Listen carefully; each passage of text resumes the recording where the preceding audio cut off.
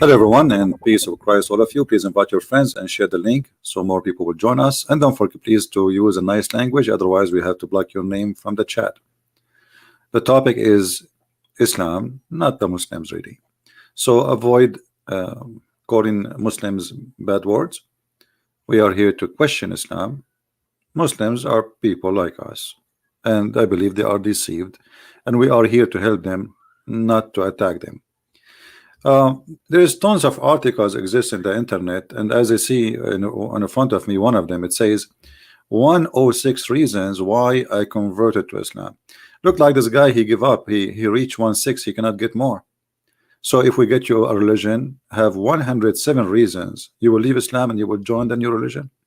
I mean, sometime I read and I find that those who write articles, they are immature, literally immature. There is one reason to convert to any religion, not 100, not 10, not any. Either is true or not. The rest is false. The rest is stupid. So, and then they start counting for you the reasons. Okay, oneness of God. So what if this God is 1 or 2 or 5 or 7? If he is real or not, this is the question. Immature thinking. God has no God. Okay, well, your God has no God, but how you know? Did you prove it? Did you prove that this God has no God? Well, the Quran have tons of verses where Allah, he praise Allah.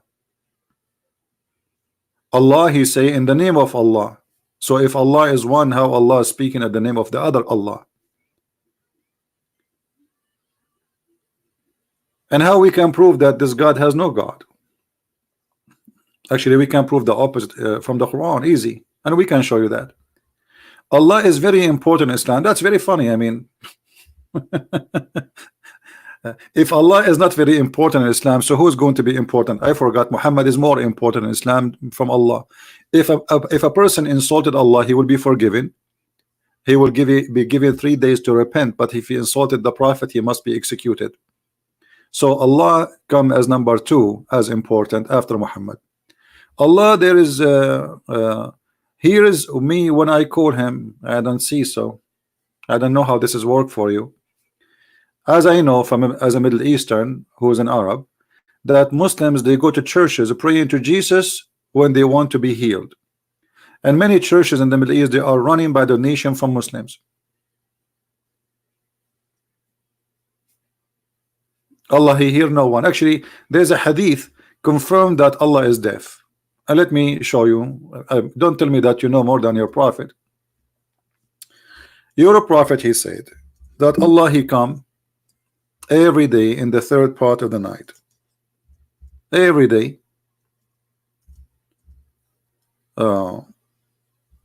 He come. Let me make it more clear for you in case the text is not clear. And this is a very authentic hadith, as you see. This is a very authentic hadith. Our Lord, who is talking, Muhammad, the exalted, descend every night to the lowest heaven when 1/3 of the later part of the night is left, and he says, who supplicates me so that I may answer him? Who asks me so that I may give him? Who asks me forgiveness so that I may forgive him? And here, this is actually explain a lot about Islam. Instead of telling me 106 reasons to convert to Islam, I just found all the reasons to refuse Islam in just one statement. Because if Allah is all hearing, Allah is all knowing, Allah, he see everything, why Allah is descending every night from point A to point B to listen to us? Remember, the reason for Allah to descend down is what? Is to hear our prayer. So Allah, if he don't descend down, he cannot hear the prayer.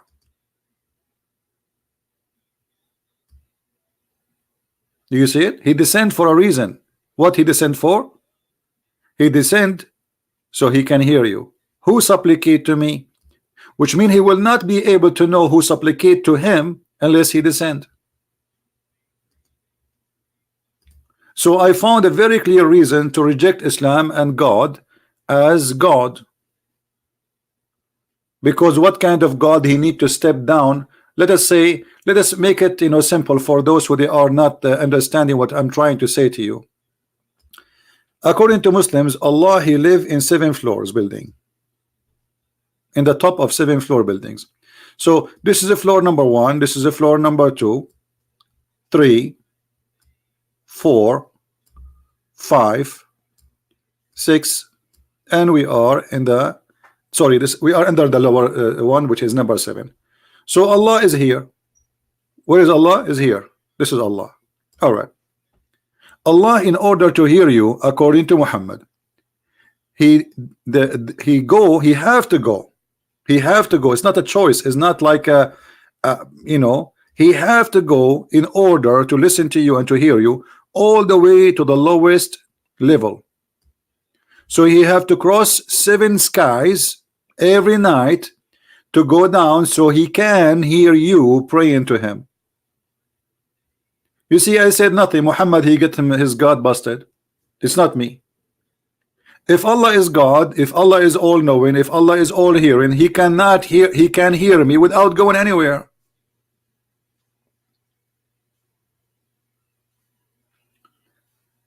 So you give me a 106 reason to convert to Islam. Here we go. In less than 30 seconds, I found the reason for every Muslim to leave Islam. This cannot be true. This cannot be about God. Secondly, Allah descend where, my friend? You see what Muhammad he did in this hadith? This hadith alone is enough. And now they will say, oh, this is, we reject this hadith. This is authentic. Do you know what the other mistake Muhammad he did? Who wanna help me? Who wanna help me in this story here? What is the other mistake Muhammad he did in this story here? He made a big mistakes. What is the second mistake? Anyone can tell me?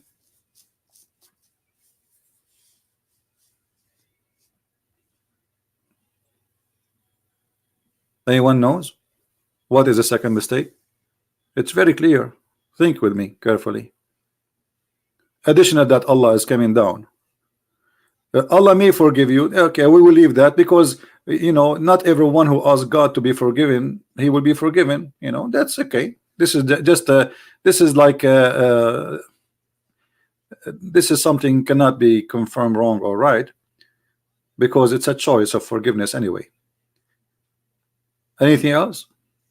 The earth is round. Thank you. So one of our friends here, he gave us the answer.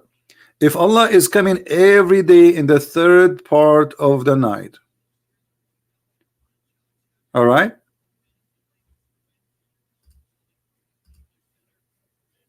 if Allah is coming every day in the 3rd part of the night, okay, he's coming where? He said descend down.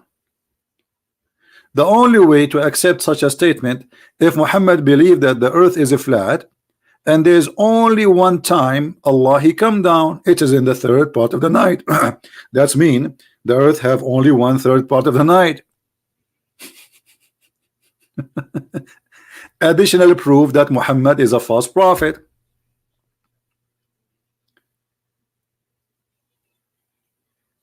Right?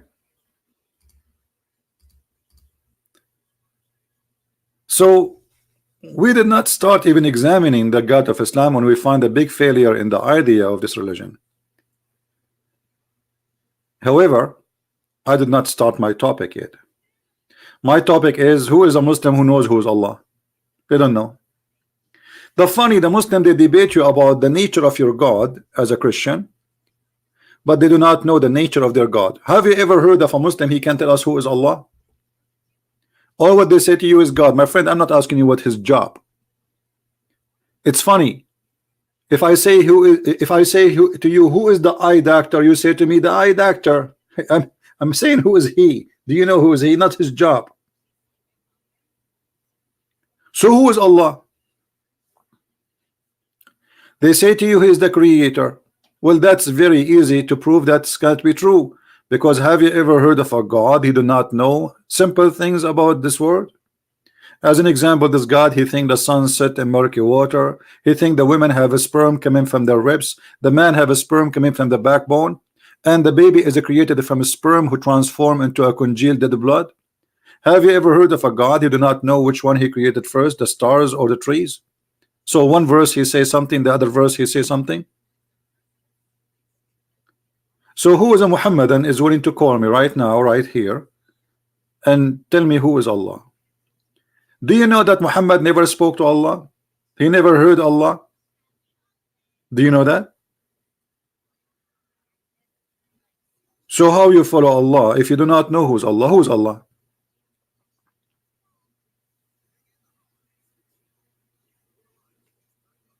Didn't know. And I'm not questioning the name right now because even the name itself is a theft.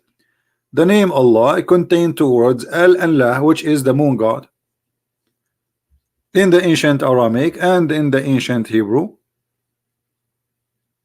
the letter Al mean God.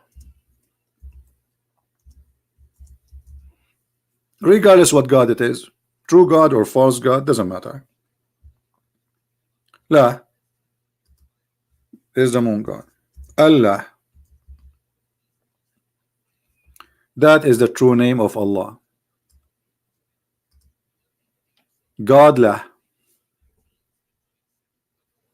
and it's a name stolen from the Aramaic people, and the Muslims, they have no idea. Now this name for sure they share it, like they share it in Egypt, they share it in many territory in the Middle East, and the same God have many names depend in the culture, the language. And the reason those people they choose the moon god to be their god, because the god of the moon is more nice. He don't kill their cattle, he don't dry their grass, and he don't make them thirsty. While the sun is an ugly god. This is why you see Muhammad he speak always against the sun. So he claimed even that the sun arise from between the two horns of Shaitan. Now either Muhammad is a fiction person or he is a true prophet. Now you choose one. Do you believe really that the sun rise from between the two horns of Shaitan? And this is why he forbid the Muslims to pray when the sun is rising.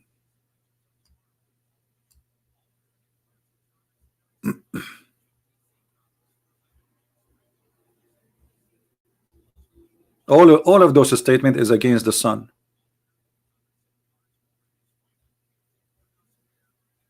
You see it?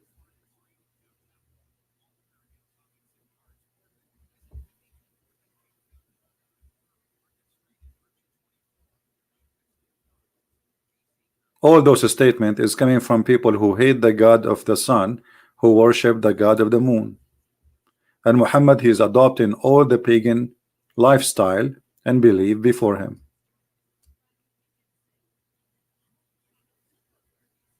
Do we have any Muslim would like to call us and tell us who is Allah? So if we go back to the 106 reasons the Muslims they try to come with, we find that those reasons are immature. They are like made by a bunch of children. Allah has no image. This is a big fat lie. What are you talking about? Here we go. This is your prophet getting you busted. I mean, obviously those they claim to be Muslim, but they don't know what Islam is about.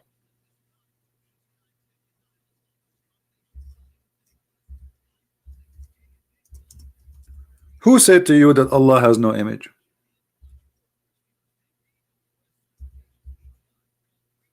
Who is the one who mentioned that to you?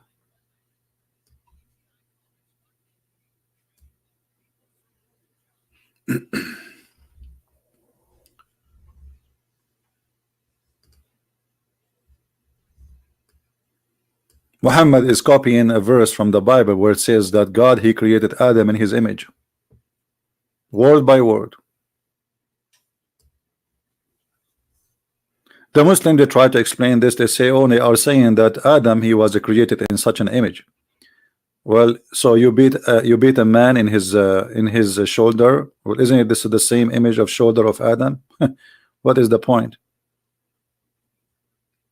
Isn't it your prophet? He says Allah have 5 fingers.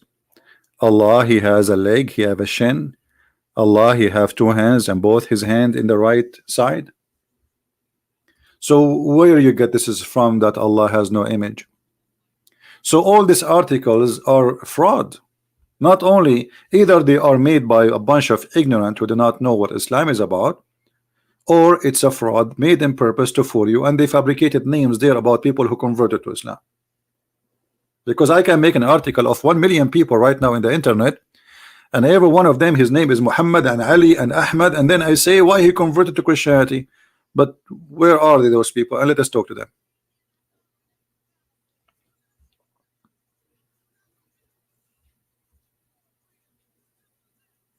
So now, who is a Muhammadan would like to call us and tell us who is Allah?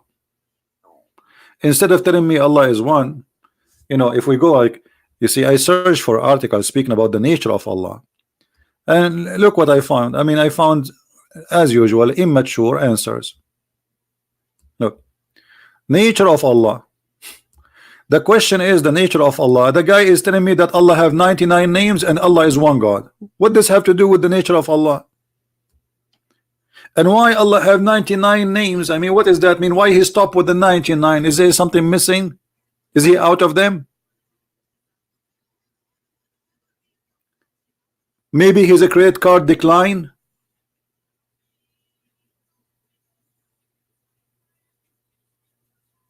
Where is the answer? Where is the nature of Allah? The nature of Allah. Islam is based in monotheism, and this is very much questionable, because you Muslims, you claim that you worship one God, but you associate the name of your God with the name of your prophet. When you say Shahada,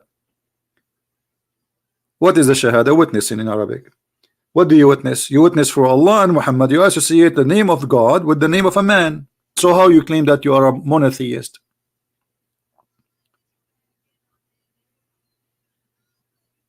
If somebody, he said, I want to believe in Allah, according to Muslims, he is not a Muslim. He have to witness that Muhammad, he have to put the name of Allah with the name of Muhammad.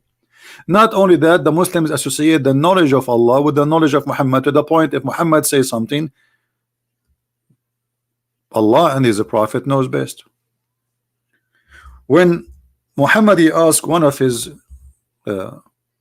hungry disciple, this guy, his name is Abu Huraira, and he used to follow the prophet because he's always hungry. He want to get a free meal, you know, because he claimed to be a prophet. So wherever he go, he get a free meal. This is why he accompany him. So here, we found that's Muhammad saying to his hungry companion, do you know where the sun set? I entered the mosque, Allah Messenger was sitting, and when disappearing from the sight, he said, oh Abu Dhar, do you know where it goes? The narrator said, Allah and his apostle knows best. The Holy Prophet said, holy, how is holy? If Muhammad, the Quran says he's a sinner, so you worship him, you make him holy. How you say he's holy? I can let it go and say, okay, maybe this is a like hypocrisy statement, praising a man, making him holy. The Quran confirmed that Muhammad is a sinner, and not only that, Allah will forgive his past sin and the one to come. If we go in the Quran, in the yellow pages of Muhammad, we will find the following. You see, everything we say here, it's proven, and we don't make things up. This is your Quran saying it clearly that Allah, and look here in the Muslim translation, they say that Allah may forgive your fault. Faults do not need to be forgiven, my friend. It's a sin. In Arabic it says لِيَغْفِرَ لَكَ اللَّهُ مَا تَقَدَّمَ مِنْ ذَنْبِكَ وَمَا تَأَخَّرَ. They lie in the translation. It says ذَنْبَكَ. Dhanb is not a fault. Fault is something different. Fault is something you do without intention. This is not fault. If we change the translator in a second, we will see how they lie to us. Here we go. The same Muslim translation. It's Muslim. Why Muslim translation says sin and the other one says fault? Because it depends how hypocrite you are, the translator. Here you will see that Allah is saying, and this is proving that Allah cannot be Allah if he is God. that Allah may forgive thee. Okay, if Allah is the one speaking about forgiveness, why he is saying me, may? And what kind of Allah he forgive the past and the coming sin? Is that a license for sin? Yes. And this is unethical. You see, the Muslim, they say to you and lying that the Christian believe that they believe in Jesus, that's it, they are saved, doesn't matter how much sin they do. Well, this is not really true. What Jesus said, he forgive us if we believe and we repent. This is why he said, not everyone says to me, Lord, Lord, will enter the kingdom of my Father, but the one who do his will. So you say to him, Lord, Lord, from now until tomorrow, and from now until the coming century, but you do not do his will, which is fighting sin, repenting, and changing your life, then you are a fake Christian. And Jesus said, from their fruits you shall know them. I know my sheep and my sheep know me. Here we see the opposite. Muhammad, he have a license for sin, and Allah saying that he may forgive him. And the funny, he is not saying may Allah forgive him, he says that Allah may forgive thee. So who is the one is talking? If Allah is one and Allah is the only God, then Allah he say may Allah forgive your sin. Well, it sounds like there's Allah speaking about another Allah.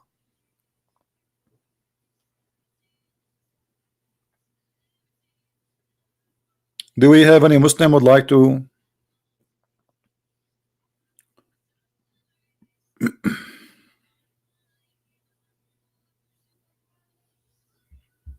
call us?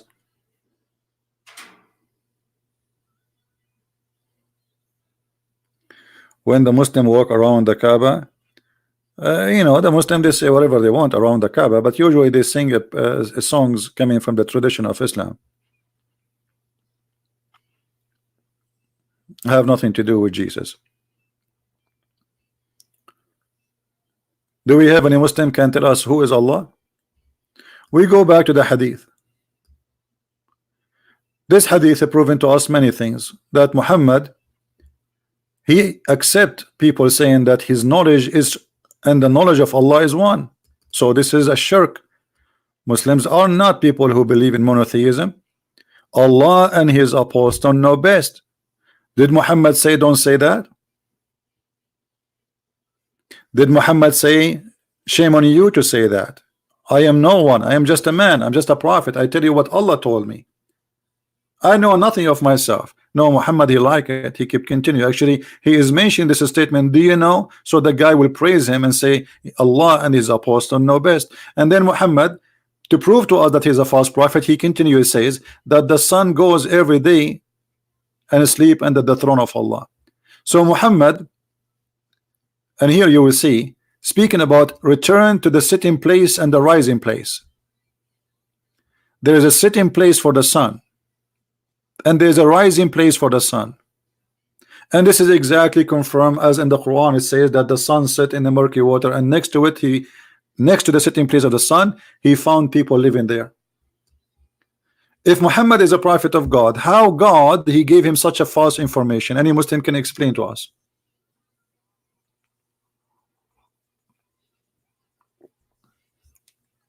Anyone?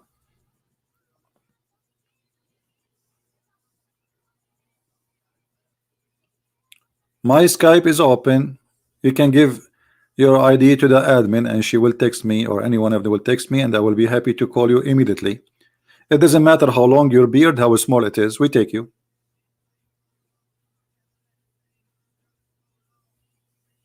Anyone?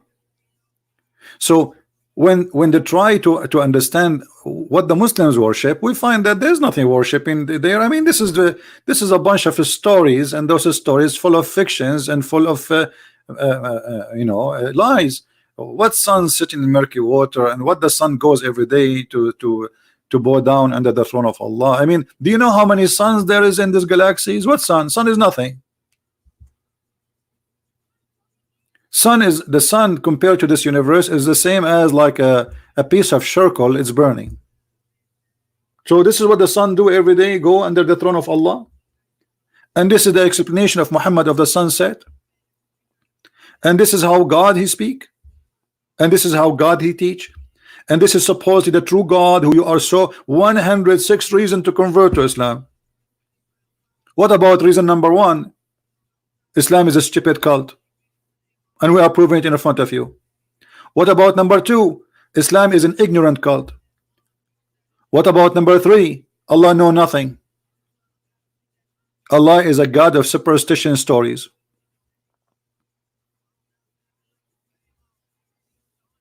So all those articles proving to us that Islam is false cult.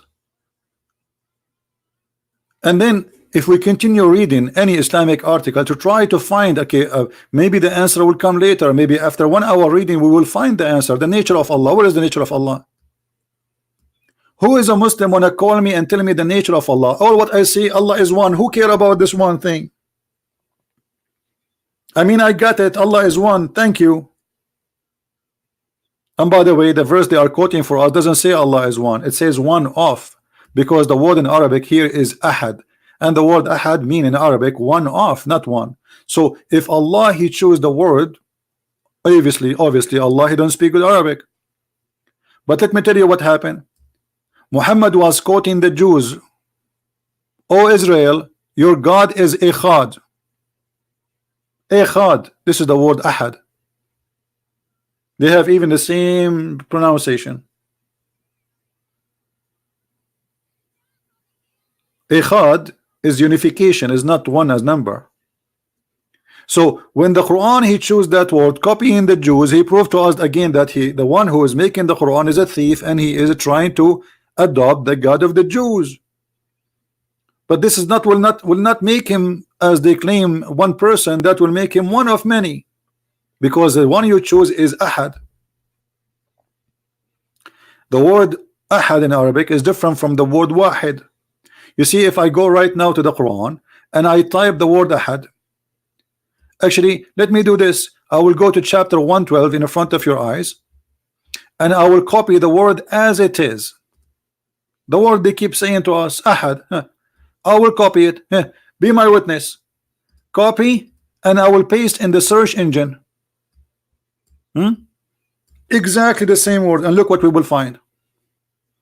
All those coming as one off. Do you see it? وَمَا يُعَلِّمَانِ مِنْ أَحَدٍ, and they teach none of. وَلَا نُفَرِّقُ بَيْنَ أَحَدٍ, and we don't differentiate between any of.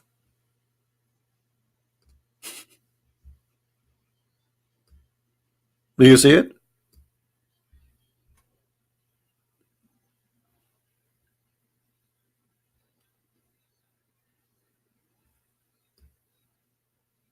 We make no distinguish between any of.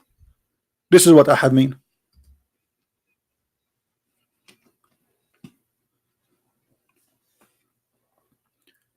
This is the sentence they keep repeating for us. Even that sentence is a theft, is stolen from the Old Testament, from the Jews.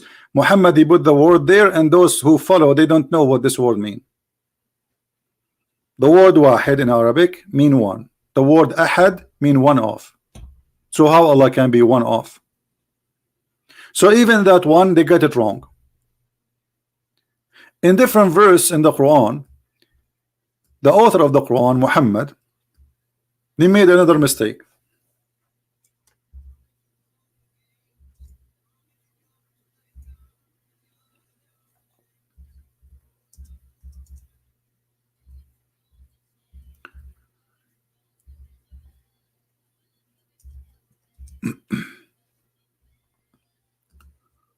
Let us see.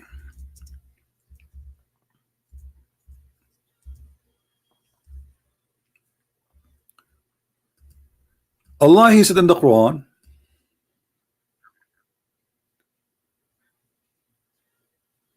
if we want to take a wife,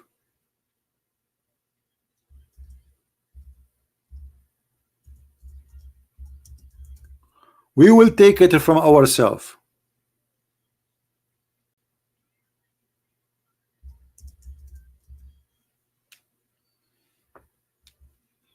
He will take it from what? From ourselves.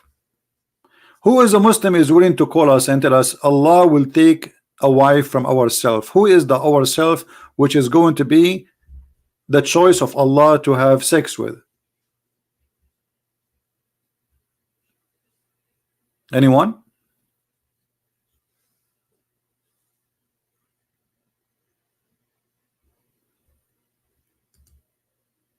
Any Muslim? And why we don't see the Muslims who want to call us and prove us wrong and get us busted? You know, feel free. I mean, all what you need to do, just make a phone call, show everybody that this guy, he do not know what he's talking about.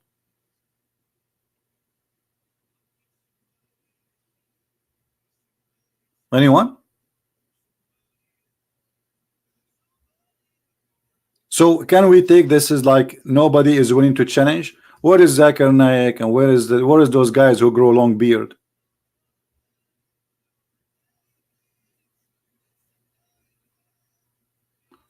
Every single verse in the Quran is a disaster.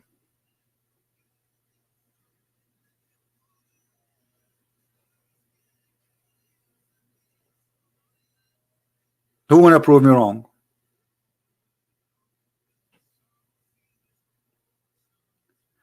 If we go back to the Muslims, you see, just forget about Muslims article. Let me summarize Islam for you, my friends and my brothers and sisters. What Islam? Islam is a religion. If you believe in it, you will go to a place, have a lot of honey. Okay. This is the reward of Allah. Islam is a religion. If you believe in it, you will have a green shirt. And this shirt is made by Ayatollah al-Khomeini in Iran. It's a Persian brand. Are you sure? Yes. Islam is a religion. If you believe in it, you will have a pillow. And next to the pillow, a lot of women.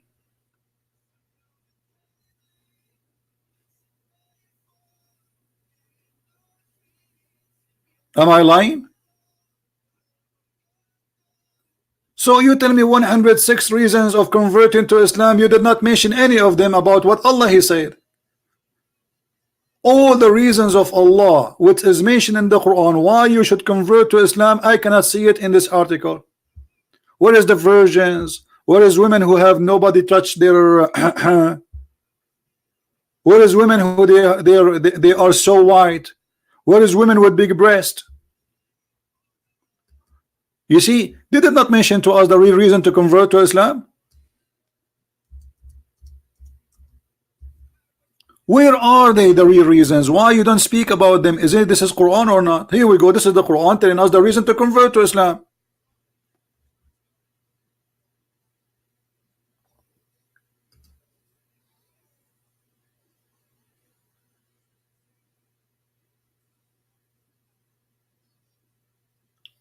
So you notice right away that they are lying to us. I mean, what kind of God He promised me that I will have women with big boobs? What I will do with them? I practice boxing like boing, boing, boing, boing. So my wife with big, she stand in the front of me and I practice boxing with her. Or maybe she will help me if the flood of Noah happen again, we will not be drowned because she have too big balloon. So 106 reasons not to convert to Islam, none of them is what is written in the Quran. Look at this. This is the reason to convert to Islam. What about the boys? The boys, my friend, the boys who will go around you. Huh? Boys, yes. In heaven, yes. What they will do, according to Muslims, they will be your servant.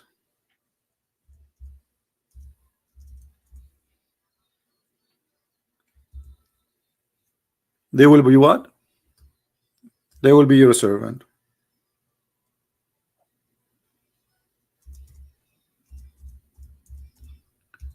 And here you will see that they are so white, not only they are boys. And read with me carefully.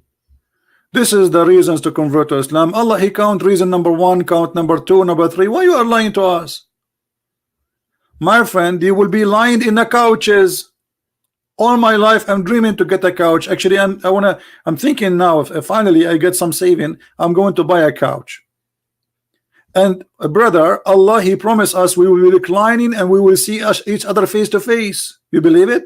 It's a miracle. So now we have a couch, and then we are sitting face to face, and then around us will be boys, and those boys, they will go around us serving us with cups full of wine and ginger. And the brother, you will not get drunk,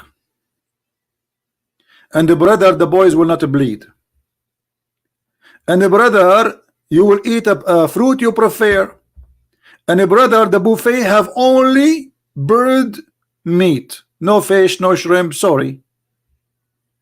And then in the top of that, brother, women who they are called hur, and they are so white.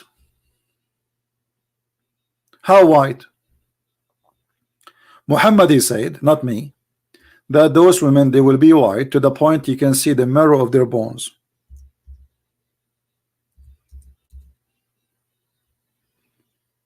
Do you see it? Reasons to convert to Islam, those are the reasons. This is why the Mujahideen, they want to join Al-Qaeda and ISIS, not because they love Allah. They are going there, they want to have sex. This is the truth. And what kind of women those women are?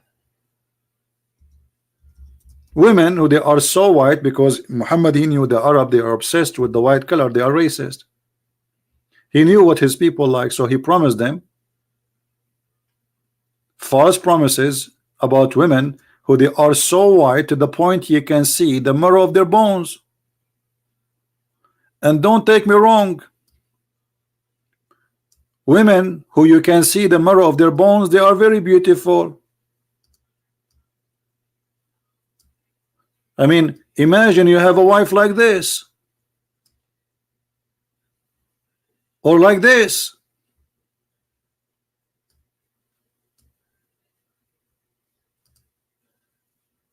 or like that, or like this one. I mean, who can resist this? Nobody. Brother, we cannot resist this. This is so beautiful. So you count for me all the reasons to convert to Islam except the real reasons. Giving me all kind of fiction, false statement have nothing to do with what Islam is about. Why? Because you do not know what Islam is about. And all those articles are written for a bunch of ignorant who do not know what Islam is. But you cannot do that with me.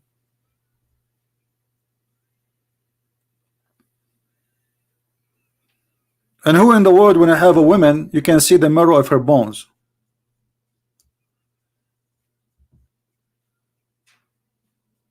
I mean, what is this?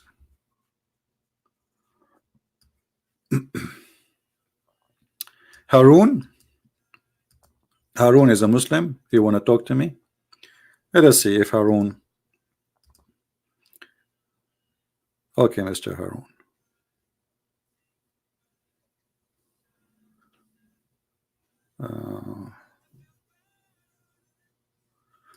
Well, I hope you are not playing games, because if you are, I will block you.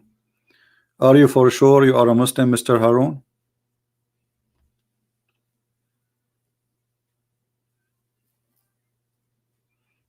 Okay, let us give you a call.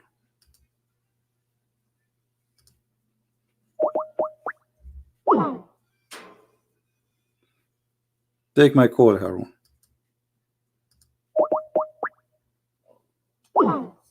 It says you are not online.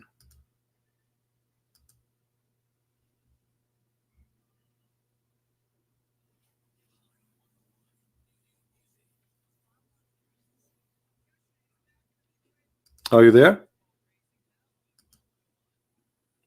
I will give you 2 minutes more to come online and call me, otherwise I will block your name. So as you see, they don't know who's Allah, they don't know what Islam is about. Islam is just a silly cult. And what kind of God he promised me women with big breast? And what kind of a God he promised me a green t-shirt and a pillow? That's what God is about. And then when we ask them who is Allah, they don't know. Or what they give us a very funny stories like Allah is one. Who cares if he's 1 or 10?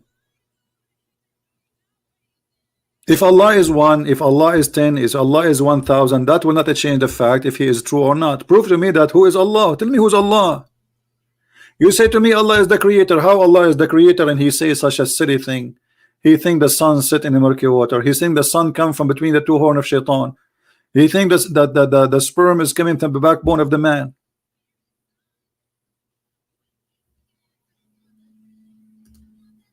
So this is Allah.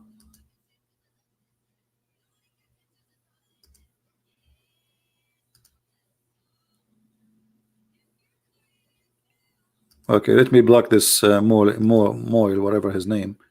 He sent me his account to call him. He did not come online.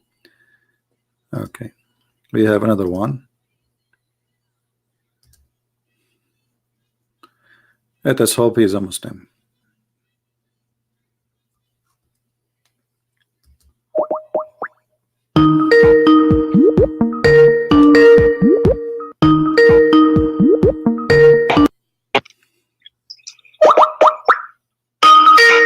Mute YouTube, please. Mute YouTube. Mute YouTube, please. Hello. Yes, my friend. Go ahead. You are live on air. What do you want to say to us? Okay. Can you hear me? Oh, okay. Christian Prince. Yeah. Nice talking to you. Thank you, my friend. Go ahead. Yeah. Well, I don't want to say my name, and I came through your, I came through to your channel through Apostate Prophet. So and I'm a Muslim actually. All right. But I have my doubts. I have so many doubts. I do listen to lots of atheist podcasts, and like so many atheists especially from ex-Muslims. But when I got through to your channel, that was what totally destroyed, almost destroyed me. Really, things have never been the same since I listened to you. It was just too much. So my question here is, I will give you a background story so that you can understand where I'm coming from very well. All right. Right? Are you listening to me? I'm listening, my friend. When I started having my doubts was, I don't know do you know about Sudan, the Darfur problem? Yeah. Yeah. So that was when I started having my doubts. I was like, okay, these are Arab Muslims killing other black Muslims in the same country, and all the sheikhs and all the big mosques in Saudi Arabia and all these big Muslims, nobody ever come out to condemn it. I mean, this were people being hacked to death, being raped, being killed, children. It was so crazy. Only George Clooney and his wife Amal Clooney, only Christians, were coming to help these people. So I was wondering what's going on. I thought that, okay, maybe Islam doesn't have this tradition or culture of human rights, and so I was still waiting that something will happen. That was when I started having my doubts, and I started reading all these other contrarian ideas about what is going on. Why would a religion that always talks about compassion, about rahma, and all these things, why? So that was when I started having. So in the end, I got introduced to a guy who told me that, that is all Sunni Muslim. But when you go to Shia Muslim, Shia Islam is the right Islam. You know, everything is good and dandy. But I still have my doubts. I say, you know, I'm struggling. I have to, because okay, I come from a Muslim country, and Islam has been part of my tradition right from when I was a kid. So what I'm thinking of becoming maybe Shia Islam will be a lot more better, you know. So those are the struggles I've been having. Anytime I listen to you, I was like, it's like it seems so unreal. You know, I keep wondering where is all these things? Why is it that nobody ever talks about them? You know, yeah. So I have a lot of struggle. Yeah. So now you are thinking that Shia is a way, like somehow maybe better than the Sunni teaching, correct? Yeah. You know, because you know what my friend told me is that he said the Sunni people are racist. He said, okay, where is all the hadith by Bilal? He said Bilal has so many hadith. He said, but they hide all the hadith of Bilal because Bilal is black. So. But he said in Shiite Islam they really you know, recognize. Although I don't know much about Shiite Islam, but he said in Shiite Islam Bilal is respected and all that. Well, so that is where I am now. But yeah, it's been struggle every day. Anytime I listen to you, my brain just goes into overdrive, and sometimes I can't sleep. You know. Right. Yeah. Here we go. This is the Shia. You see, I don't talk about Shia usually. I will put it for you on the screen. I don't know. You are from Sudan, so I'm assuming that you know Arabic. So here, yeah, I know Arabic. Yeah, a little bit. Yeah. Okay, that's wonderful. So now here, I will show you what the Shia believe about you as a black person. Here, this is the book, Jamu Ahadith al-Shia, Al-Sayyid al-Burduraji, volume number 20, sorry, page number 93. And this is exists in many books. It's not only in one book. I just like let's say the one come to my hand right now. Okay. Babu karahati munakahati zinj. Do you understand what is that saying? Yeah, zinj is the black people. Yeah. Why it's hated to marry from a black? The word they are saying zinj, which means you know, the color. Okay, yeah. Babu karahati manakihat zinj. Correct. And والخزر والخوز والسند والهند والقند والنبط والkurd, and it is accursed by the Prophet of Allah. All right. So which book is this? There's many books. We will show you the hadith. Let us go one by one. We will show you. You know. Okay. The hadith. This is all from coming from Ali supposedly. Oh, it says here, yeah. It says coming from the Prophet and reported by Ali supposedly. Okay. He said عن أبي عبد الله عليه السلام قال لا تناكح الزنج, don't marry, or let us say have sex with the black women. With the black. Can you highlight it? Okay. Yeah. عن أبي عبد الله عليه السلام قال لا تناكح الزنج. Okay, don't marry a zinj. Yeah. But let me. I'm trying to find the other source. Here they just say don't sleep with black people, but they don't say why. So let me see if we can find the reason. This is the book of Al-Kafi, which is equal to Al-Bukhari. Al-Kafi. Okay. Here we go. Here it says why. This is the book of Al-Sheikh Al-Kilani, Al-Kafi, volume number 5, page number 352. Hadith number 17. And we go down here, it says here. Then they say Ali ibn Ibrahim. Anyway, and then it says من كراهة مناكحة من الأكراد والسودان, specifically Sudan. You are from Sudan, right? Yeah. Okay. You see the word Sudan? You see the word Sudan? Okay. Yeah. Could you highlight it? Okay. Yeah. So why it is hated munakahat, to have sex with Kurdish or people of Sudan or etc. He said إن نكاح الزنج فإنه خلق مشوه. Do you understand? Can you highlight it in the nikah hazint? Where is it? Okay, okay. خلق Yeah. المشوه, which mean مشوه, which mean defect creation. Ugly. This is what they are saying, not me. Yeah. All right. And here we go. This is the Shia. They told you the Shia is better. Yeah, that's what I was told. Yeah. Yeah. So the Shia are better, and they are saying to you, if you do that, if you marry from them, you will have not only that. Look what he says. If you go down in the hadith, there is tons of hadith. He said that if you have sex with the Kurdish people are kind of a genie, and they are uncovered by Allah, which mean they are exposed by Allah. So Kurdish are genie.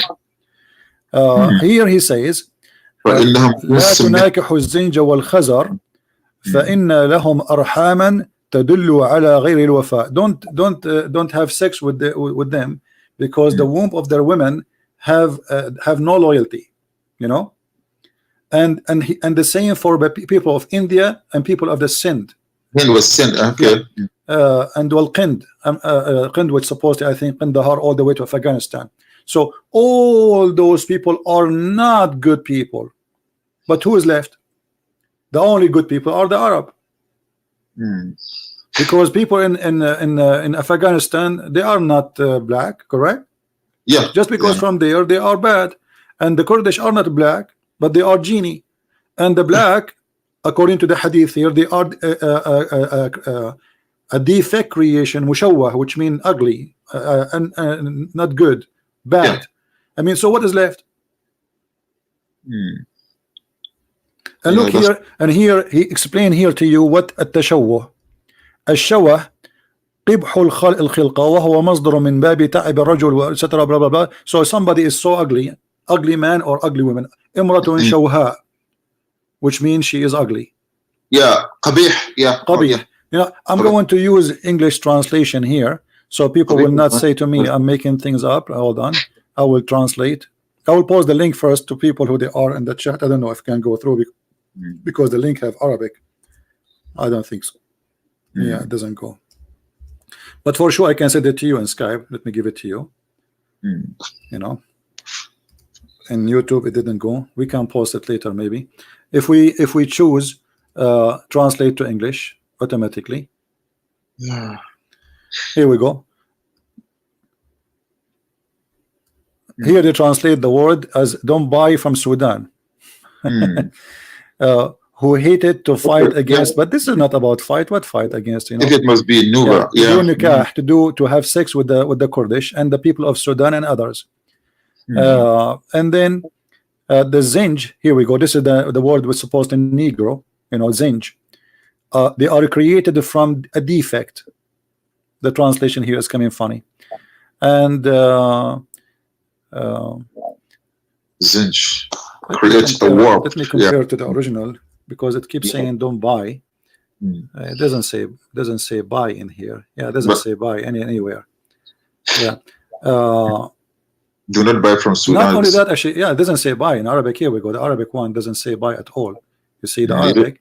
It doesn't say لا تبيع. Yeah, no, it doesn't say. Here من كره مناكحته من الأكراد والسودان وغيرهم. And the translation is coming as buy, but it's a munakaha to have sex with them, right? And not only that, it says and don't. من الأكراد والسودان وغيرهم. Don't even shake hands with them. Yeah, don't even shake. And if you shake hands with them, you will leave Islam. And if you have sex with them, the curtain between Allah and you are like broke. That's it. Which means they have no relationship to Allah. So فإنهم جنس من الجان. They are kind of a genie. So the translation here is not good, but as long as you speak Arabic, I mean, who cares? We're just trying to show. Yeah, I can understand the general trend of what it means. Yeah. So if you have sex with any of those, and including the people of Sudan, you will have, they are, according to Shia, they are a defect, and they are not, which means they are punished by Allah. You know, they are mushawwahin. Allah, he made them this way. And if you shake hands with them, you are in trouble because Allah will hate you. And if you have sex with them, even their womb is not does not carry a lawful child. You know, which means the child. Here we go. The wombs indicate none of fulfillment. Stupid translation. But I understand the Google translation is coming this way because the language is very old language, and the Google translation, you know, the wombs indicate. So okay. So do the Shia? I don't understand how they have do they have any hadith from Bilal? Because this guy was telling me that that lots of hadith from Bilal. From my friend, okay, what Bilal? You know, here we go. I mean, this is their highest authority. What Bilal? Let us say they have something about Bilal if they claim, and let him give me. What is the guy who wanna give you? Ask him to text you, and we will put the hadith in the screen so we can laugh. Yeah. So Bilal he was a slave and he died as a slave, and then after Muhammad's death, Bilal, he went to Abu Bakr and he says, if you bought me for the sake of Allah, free me for the sake of Allah. If you bought me for yourself. My God, yeah. You see, CP, I've never heard about that since I was a kid. You know, we grew up loving Bilal, so I thought that he became he was freed immediately. No. If you remember this movie when we were kids, The Messenger. If you remember the made by Al-Qaddafi. Yeah, by that Syrian. You know, when we were kids, that is what we watched during the Eid, right? And we thought that after the Fathu Makkah, he was freed. He became a free man. He was saying the adhan on the roof of the Kaaba. You know, that's just what we thought. But when you said that even after the death of Muhammad, he was still a slave, you know, that really it crushed me. It totally crushed me. You know, my friend, isn't the Quran? Let me ask you. Hold on. Forget about Bilal. Isn't it the Quran says? Don't have sex or take wives from non-believers, and having one of the disbeliever Muslims from your slave is better than having a believer, a non-believer free. You know what I'm talking about? If the Quran confirms that Muslims they own Muslims, who they are slaves, correct? Yes. Okay, so why we need Bilal anyway? You know what I mean? So either the slaves are freed, or they are not. And here we go, the Quran saying, don't have sex with women who they are disbelievers, and having sex with a believer slave is better. You know? Oh, with a believing slave, yeah. So that means the slave is Muslim but still a slave. Correct. So it's not free. Yeah. So we have been lied to for too long. We've been lied to for too long. Yeah. So it's so when they say to you Shia is better, I mean we are showing you know, we are showing you from the Shia, from the Sunni, and this is the game. You know, the game of you know, like they are better and we are better. Ali is a criminal. He killed thousands of people. You know. Yeah, I'm disappointed. What do you think? After all those disasters, I mean, now we found that both are the same. There's no different. The Quran confirmed that Muslims they own, and the reason those slaves, by the way, they became Muslims because they were hoping that they will be freed. You know, they will be treated differently. Yeah. You know. Yeah. That's all. Yeah, you know, this is big. You know, most Muslims, I have to tell you, I mean, 100% of Muslims they believe that that Bilal was free. You know, nobody ever, you know, apart from you saying it, nobody will ever tell me that Bilal wasn't a free slave. That was what we all thought. It's all the propaganda that we grew up with, that he was My friend, free. did Muhammad he receive gifts even as slaves? Maria the Copt, they lie, they say she was his wife. You can go right now, search on Google, you will find the Muslim scholar, they are refuting them, says that Mary the Copt, she never been the wife of the Prophet. She was a gift, a slave gift, and he used to sleep with her. That's all. So if a prophet of Allah is against slavery, one of his titles was the Bai'ul Abid, the slave seller. He buy and he sells slaves. This is what he do for a living. So, and you know, if a guy is against slavery, how he go and says enslave them? I mean, this is what he do. Yes. He'd enslave thousands and thousands of people. And here the verse in front of us says, don't do nikah, not marry, don't have sex with women who they are adulterers, unless they believe. And doing that, one of your girls who they are, look here, it says a man slave or woman slave believer, he is better than unbeliever. So why the Muslim they have, and I want any Muslim to tell me, if Islam is against slavery, why a Muslim slave is exist? Yeah, I understand you want to say to me that those who they are against Islam, we enslave them. But a Muslim believer, why he is a slave? Why Muhammad did not say free all the slaves? He did not. Secondly, when the Quran speak about the punishment of murder, which later supposedly abrogated after people start laughing at Muhammad, what he said, al-hurru bil-hurr, free for free. Okay, it's like al-hurru bil-an. Okay, free for free. Yeah. In the law of murder, in the case of murder, free for the free, slave for the slave. I mean, what kind of religion is religion?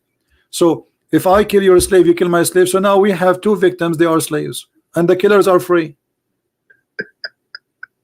Right?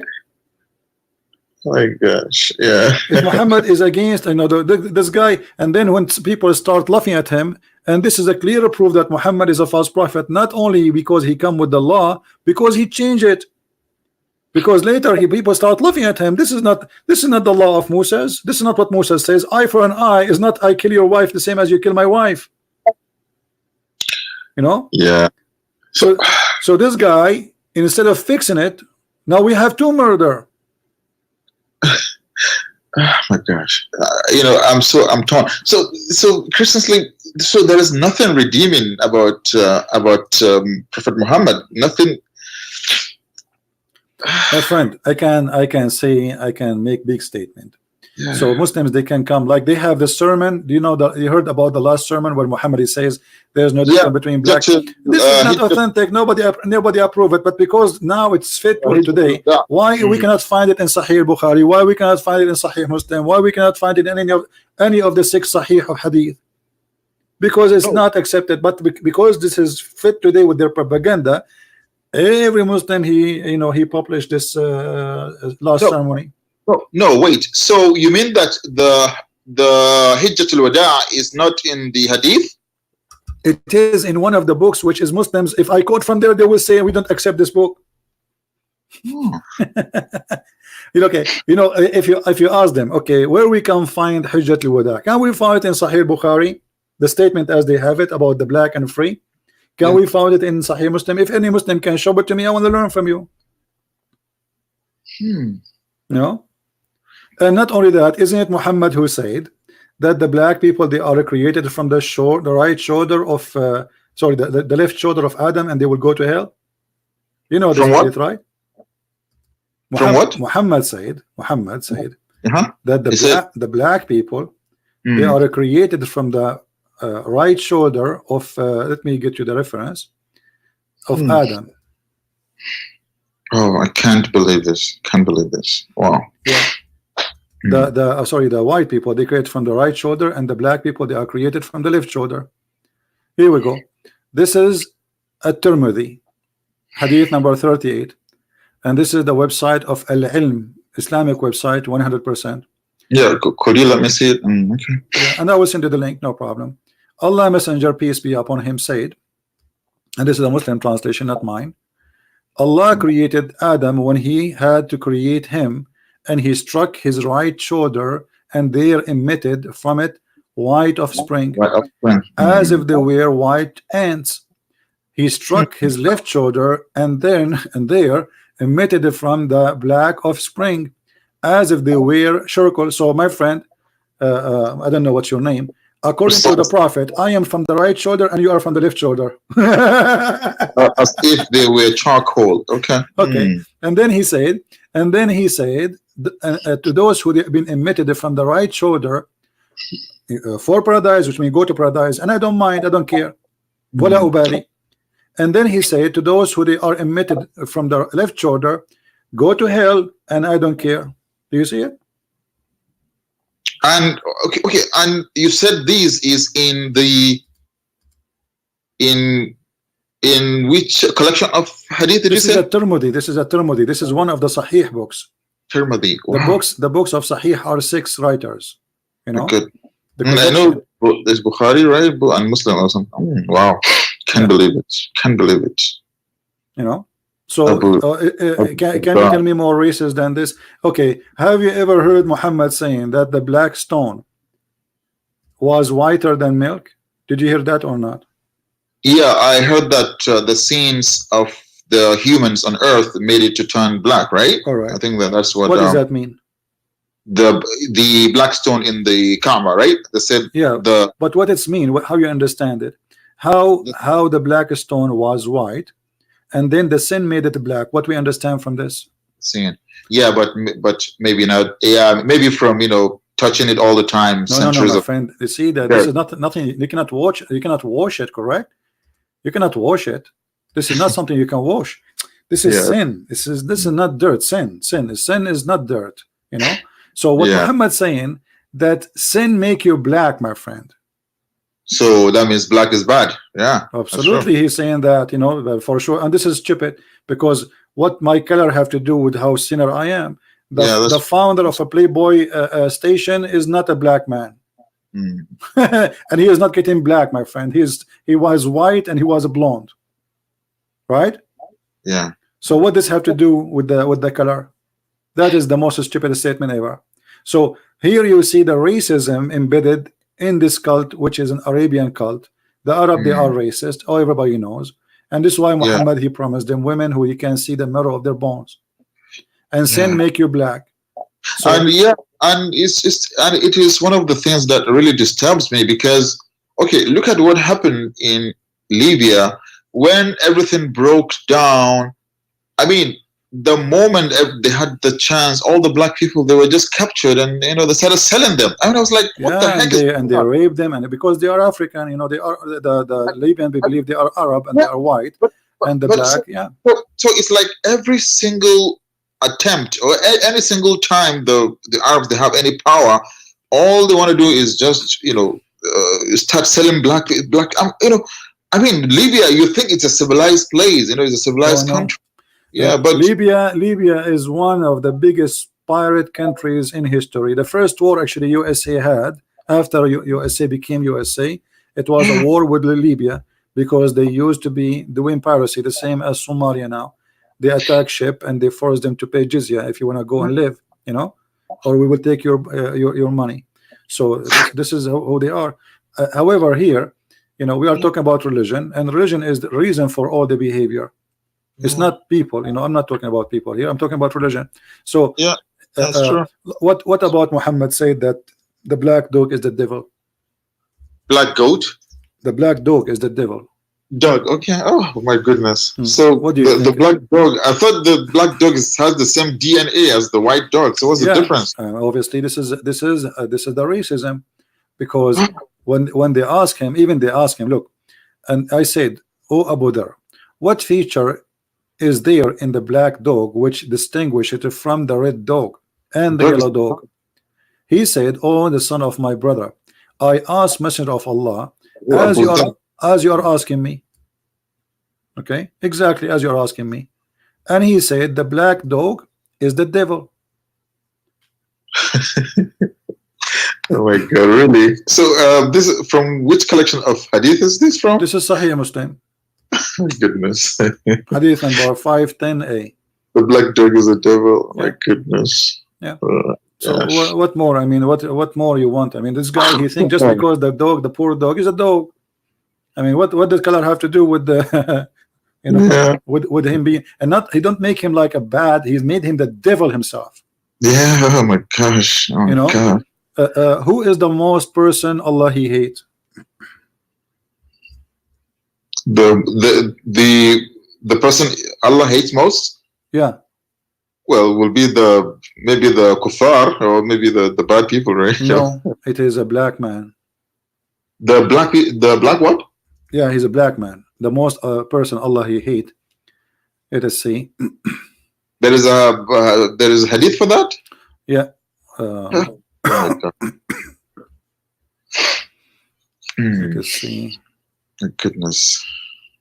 My God. Yeah, CP, you are destroying me. I'm not destroying you, my friend. Oh. I'm helping you. Can't believe it. Oh my gosh. What the heck? Oh my gosh. Oh my gosh. I'm trying to find the reference for you. I hate to mention something without showing reference, but even though it's tiring to keep looking, and you know, because I cannot save all the reference I have in my head, and there is no way my bookmark is going to take me more time to find it in the bookmark from find it in the internet. You know what I mean? Yeah. So, I mean, yeah. let me see if I can find it. Hold on. Oh my gosh.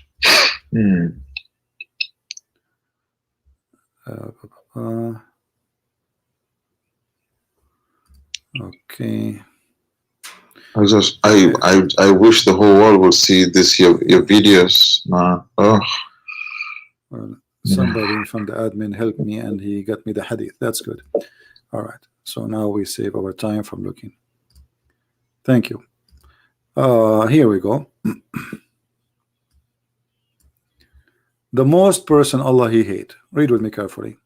The most hateful among the creation of Allah is a one black man. Can you highlight the place? The most hateful among, okay, yeah, is one black man among them. One of his hand is like the teeth of a goat, or the nipple of the breast. Yeah. When Ali bin Abu Talib killed them, he said, search for his dead body. They searched for him, but they did not find it. So my friend, you as a black person, do you accept any of this madness about yourself? Yeah, okay, can you quickly show, do you have it in Arabic? Yeah, sure. It says the most hateful among the creation of Allah is one black man. Here we go. ومن أبغض خلق الله إليه منهم أسود إحدى يديه طب شاة أو حلمة ثدي. ويقول الحق. Okay. من أبغض خلق الله إليه. Wow. أبغض. My goodness. Yeah, أبغض, which means the most hateful to Allah. The most hateful, yeah. Yeah. أبغض خلق الله إليه. My goodness. So what is left? And why he's black? I mean, and even the one who will destroy the Kaaba is a black, and the one who is you know, like the one who will block. He saw him blocking the stones of the Kaaba one by one. He's an Ethiopian. Let us see. Okay, not Bilal al-Habashi. No, he's just an Ethiopian. You know. Okay. He's an Ethiopian who Muhammad, he saw him. And look at this statement here. Here we go. Muhammad is speaking about Bilal. The Prophet said, because Bilal is a black person, and black person, they are you know, strongly, this is why they buy them as a slaves, because they are strongly built, correct, for labor. So okay, the Prophet said, listen and obey a chief, even if an Ethiopian whose head is like a raisin. What kind of a prophet he says such a thing about somebody? Supposedly the Muslim, they say he is the companion of the Prophet. The companion of the Prophet, he says a raisin head. Yeah, because you know, a raisin is a fruit that has a shrink and is black. He's making fun of the look. Obviously, he's making fun of the look. He's not praising the guy. You know, even if he is like this, so well, you know, okay. And this one is from Sahih al-Bukhari. Yeah, Bukhari. This is al-Bukhari, hadith number 693. You know. Oh my God, I can't believe I'm seeing all this. Oh, Yeah. I'm disappointed. So, my Yeah, friend, after all of this, are you still a Muslim? mm, CP, I have to tell you, I have to say no. Yeah, Glory to no, the Lord. I'm happy for you, my friend, that you no, decide to leave this because cult. because I've been struggling with it for a long time, and yeah, Well, I'm happy for you that you decide to leave Islam, but now I have a duty, you know. I think We have to go to something more serious from the funny, stupid stories no, of this cult. yeah, So, I, what do you think about accepting the Messiah as your Lord and Savior? I still believe in God, and yeah, still believe in God of and you know, you know, No, I'm um, asking you. Don't escape from my question. I'm asking yeah, you, what do you yeah, think about accepting the Messiah as your Lord? yeah. I've been reading Bible literature and so many things, and our our mind has been poisoned so much against Christianity and any other religion, but the veil has been lifted off my eyes, and I'm seeing things in a totally different way now. Seeing things differently. I'm seeing things differently. I have Christian friends. I've been talking to them, and yeah, the more I talk to them, the more I see their worldview, and it's totally different. And hey, I live in the West, and I see the development all over here. And the Muslims too. They want to run. They want to come here. They want to run to come to this land. And My friend, I just have to say it, man. if there is something preventing you from accepting Jesus as your Lord, as your Savior. It's just arrogance. Yeah, just arrogance. Yeah, Yeah, but we have. You see, yeah, if the Messiah is the yeah. highest quality we can find to It's follow. just arrogance. But I have to confess to you, I went to a Christmas party yesterday, and I did enjoy every inch of it. Yeah, Yeah, but my it was. friend, Christ is not a Christmas party. Christ is not parties. Christ is something different. It's good to be happy. I'm not against people being happy, but Yeah, don't be confused between Christianity and people having a party. That does not make me make them Christians. What make us Christians? Jesus said, "From I know my sheep, and they knew, and my sheep they knew me, and from their fruits you shall know them." okay, So okay, Christianity make you happy, like to okay, make people happy. okay. CP, Hmm. tell me one thing Yeah. that totally differentiates Christianity from Islam. That makes it look different. Like them, yeah, Everything starting from love your enemy, bless them, yeah, pray for them. That's yeah, something you cannot find in any belief. Not only yeah, Islam is yeah, totally against it, but you cannot yeah. find this in any belief in the world. Bless those It's who true. they are trying to hurt you. Jesus in the cross, he says, Father, forgive them. They do not know what they are doing. It's true. It's You know? true. It's true. It's true. So this is Yeah, why I said to you a second ago. He said, it's "From their true. fruits you shall know them." So how we know Christ? Not because of a Christmas party. We know Christ because of You his see, fruits.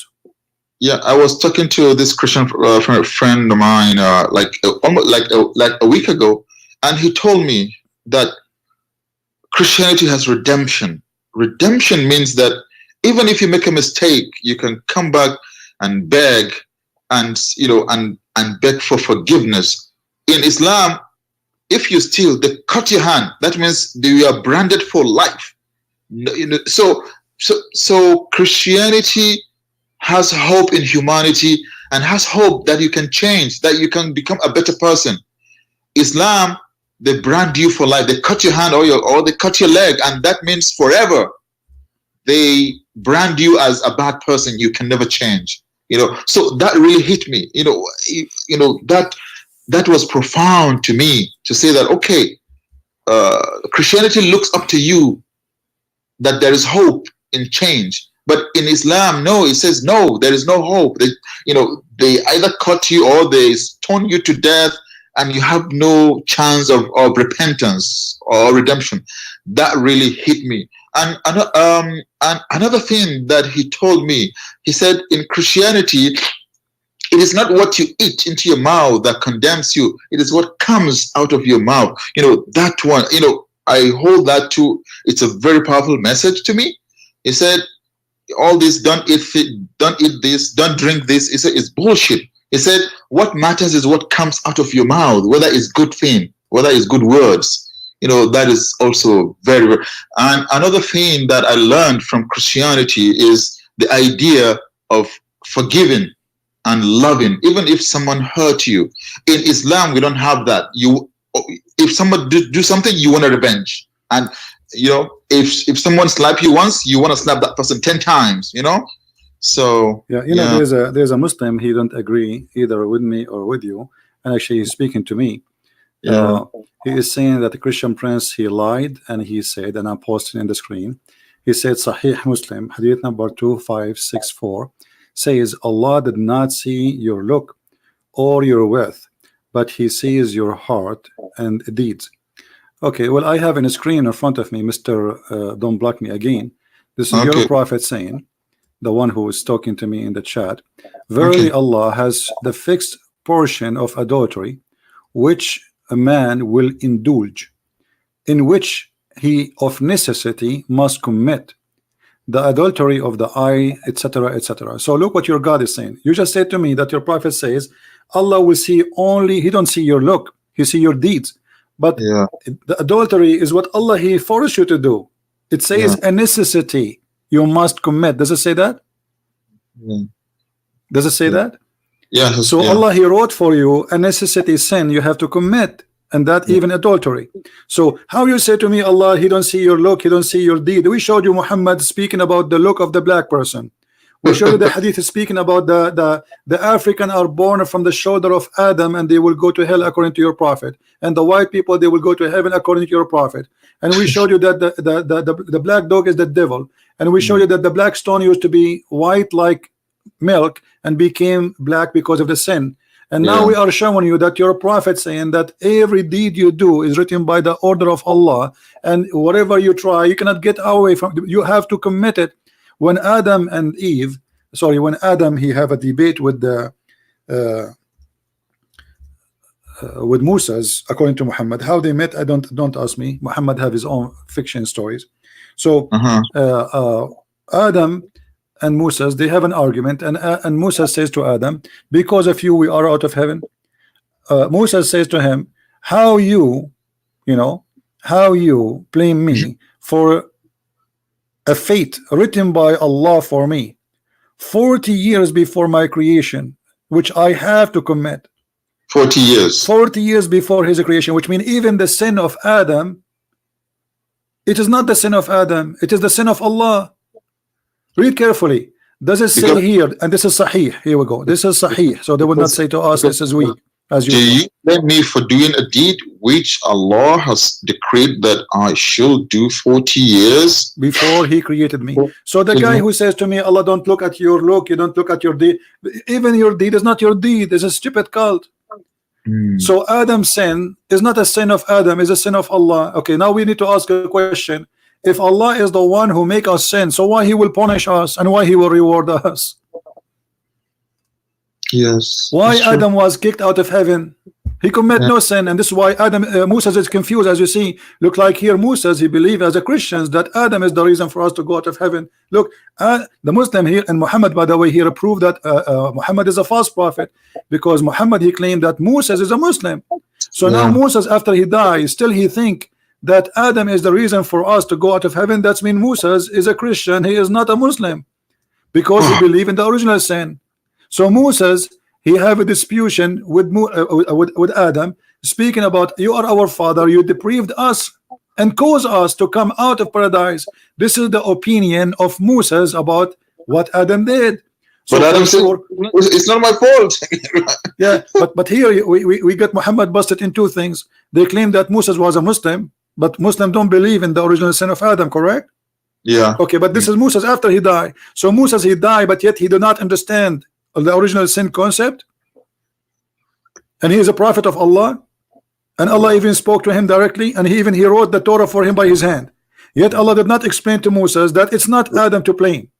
What is he didn't explain? Yeah, what's going on? Yeah. This is the most silly statement ever. And the same time, so if you Muslim believe that my fate is written for me before I do anything, and what is written for me I would do, then why will we go to heaven? Why we go to hell?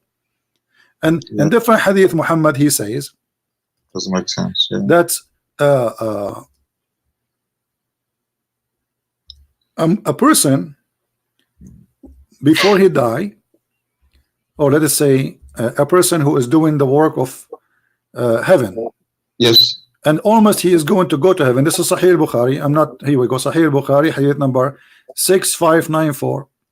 So Muhammad, he said, and he was commenting about how Allah, he created the baby. He says that you are a sperm for 40 days, you are a sperm, you are a clot of a blood for 40 days, and you are a piece of a flesh for 40 days. So total creation of the baby is 120 days, which is funny. And then he said, Allah, he write for you, he ordered the angel to write 4 things: his provision, his age, whether he will be of the witched or the blessed. Yeah.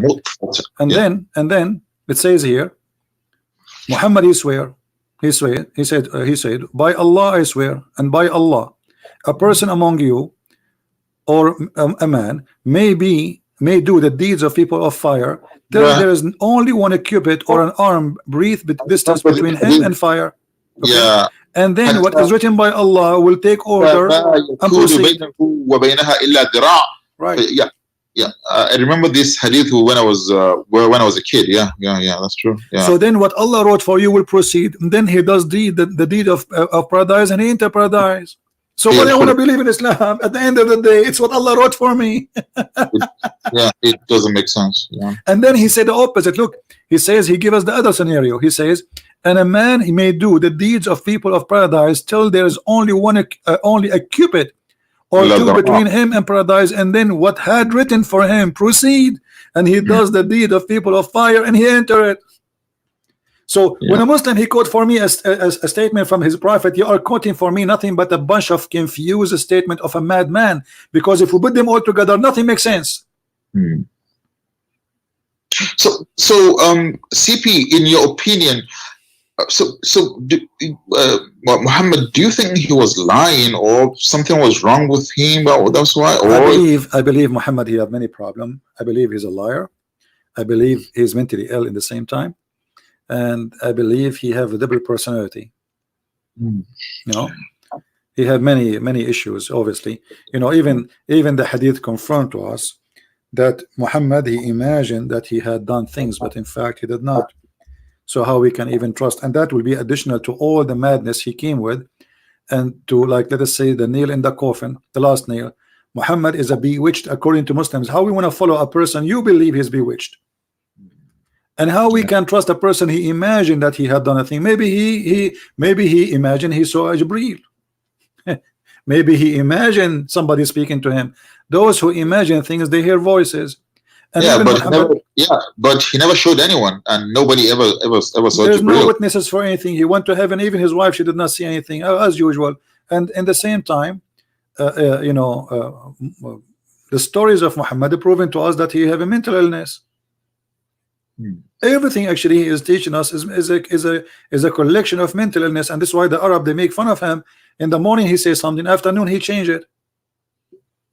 You know, he have a double personality. Even his sex is not true. Have you ever heard of a person he imagined himself having sex with his wife, but in fact he did not? So how far this man, he was delusionate? How much his sickness was taking effect on him? Yeah, it's true. The prophet, this is Aisha saying, this is the witness, the bed witness, not somebody from the neighbor. The prophet continued for such a period, imagining that he had sexual intercourse with his wife, but in fact he did not. I mean, how far the illness is? Okay, with his wife, and he did not. One day he said to me, "Oh, Aisha, about which I had asked him." Forget about all this garbage. We prove Islam to be false, and it's easy. Sometimes you let Islam, and we were just trying to answer this guy who claimed we lied. We don't lie. He is a liar. Now I'm asking you, why you don't accept Jesus as your Lord as we speak? Well, I think you know, I think the more I think about Christianity, the more it looks it looks truthful to me, and the more it looks logical to me, right? Okay. The more it looks logical. Okay, I give you the one example, this example that I just gave you, that okay, in Islam, when you make a mistake, you are punished for life. If you commit adultery, you are stoned to death. You don't have you don't have the opportunity to repent and become a good person. When you steal, they cut off your hand and your leg. You are branded for life. You become a liability on the society, and when anybody see you, they know that you are a thief. When I was a kid, there are people from my country that came back from Saudi Arabia with their hands cut because they stole in Saudi Arabia, and they brought them back to my country. For life, everybody will say, oh, those people, they are thieves, right? Yeah. But in Christianity, nobody is going to brand you. You have the opportunity to become a good person, to reform yourself. That is very powerful to me. I find it very, very powerful. And in the West, when you look at the prison system in the West, it's called a penitentiary. That means a place where you go and reform yourself. That is okay. If a human being can think of that okay, go to prison and become a better person, then how come God can't think of how to make people better? You know, why cut their hands, cut their legs, brand them for lives that they can't change? Or everybody, when you say, oh, that person, oh, he's a thief, you know. So it looks like Christianity is more logical to me. You know, it makes more sense. Then the idea of love, loving your neighbor, loving everybody near you. Look at what happened during Christmas here. People giving gifts, you know. That makes a lot of sense to me, you know. And apart from that, look at Christian countries. They help a lot of countries. Look, America gives money to every country all over the world. You can, even countries that hate America, America gives them money. Isn't that crazy? And isn't that something? I will talk about the American, they donate the most in the world, actually. Even though they are not really the most rich compared to, there's some Arab, they are extremely rich, but nobody donate as much as the American. Yeah, they donate money, even though these countries, what they give them money, but when they but pray, you see, forget about all of this. Yeah, you see, you made a point that's if somebody he did commit a sin, you cut his hand, right? And Muhammad, he made it, if you steal an egg, you see, and this is the ugly thing about it, because somebody he steal an egg, he's a hungry person. He's not a thief. A thief, a real thief, he will not steal an egg, he will steal jewelries. Right?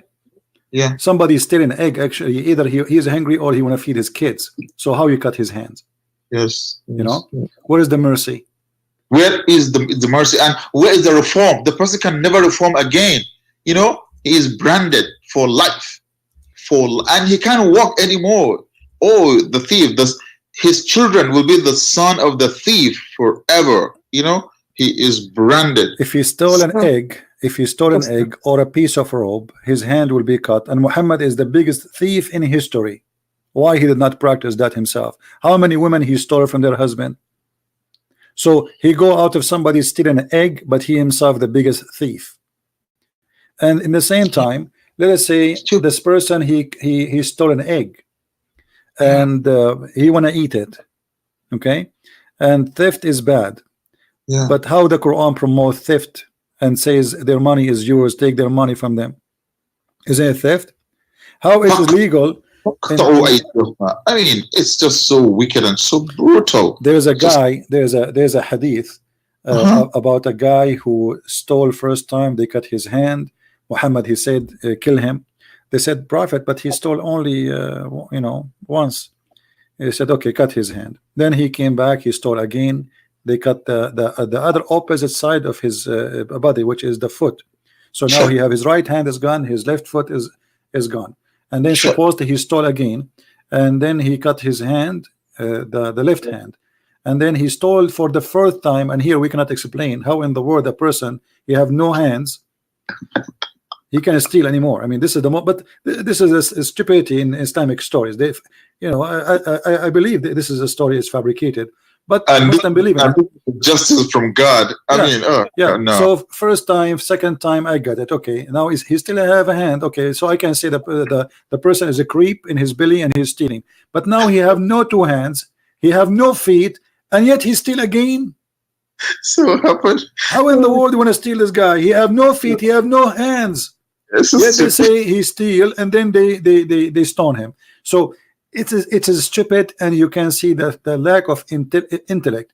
The person who steal an egg is not a bad person.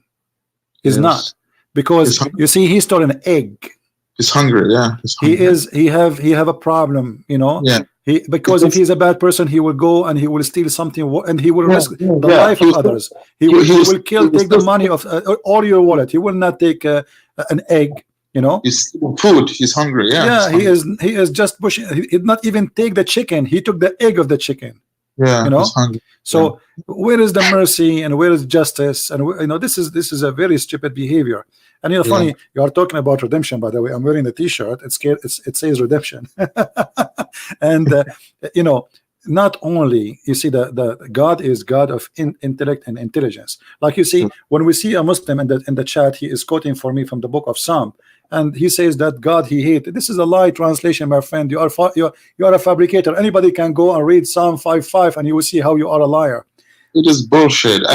Actually, let us not use bad word, please. And here you will see even you, the one who quotes Psalm 5:5, you see that chapter is speaking about the fool, and obviously you are fooling yourself by lying to yourself, because anyone can go right now and read the chapter, and everybody will see that you are lying. So Islam is the defense of Islam is based on lies.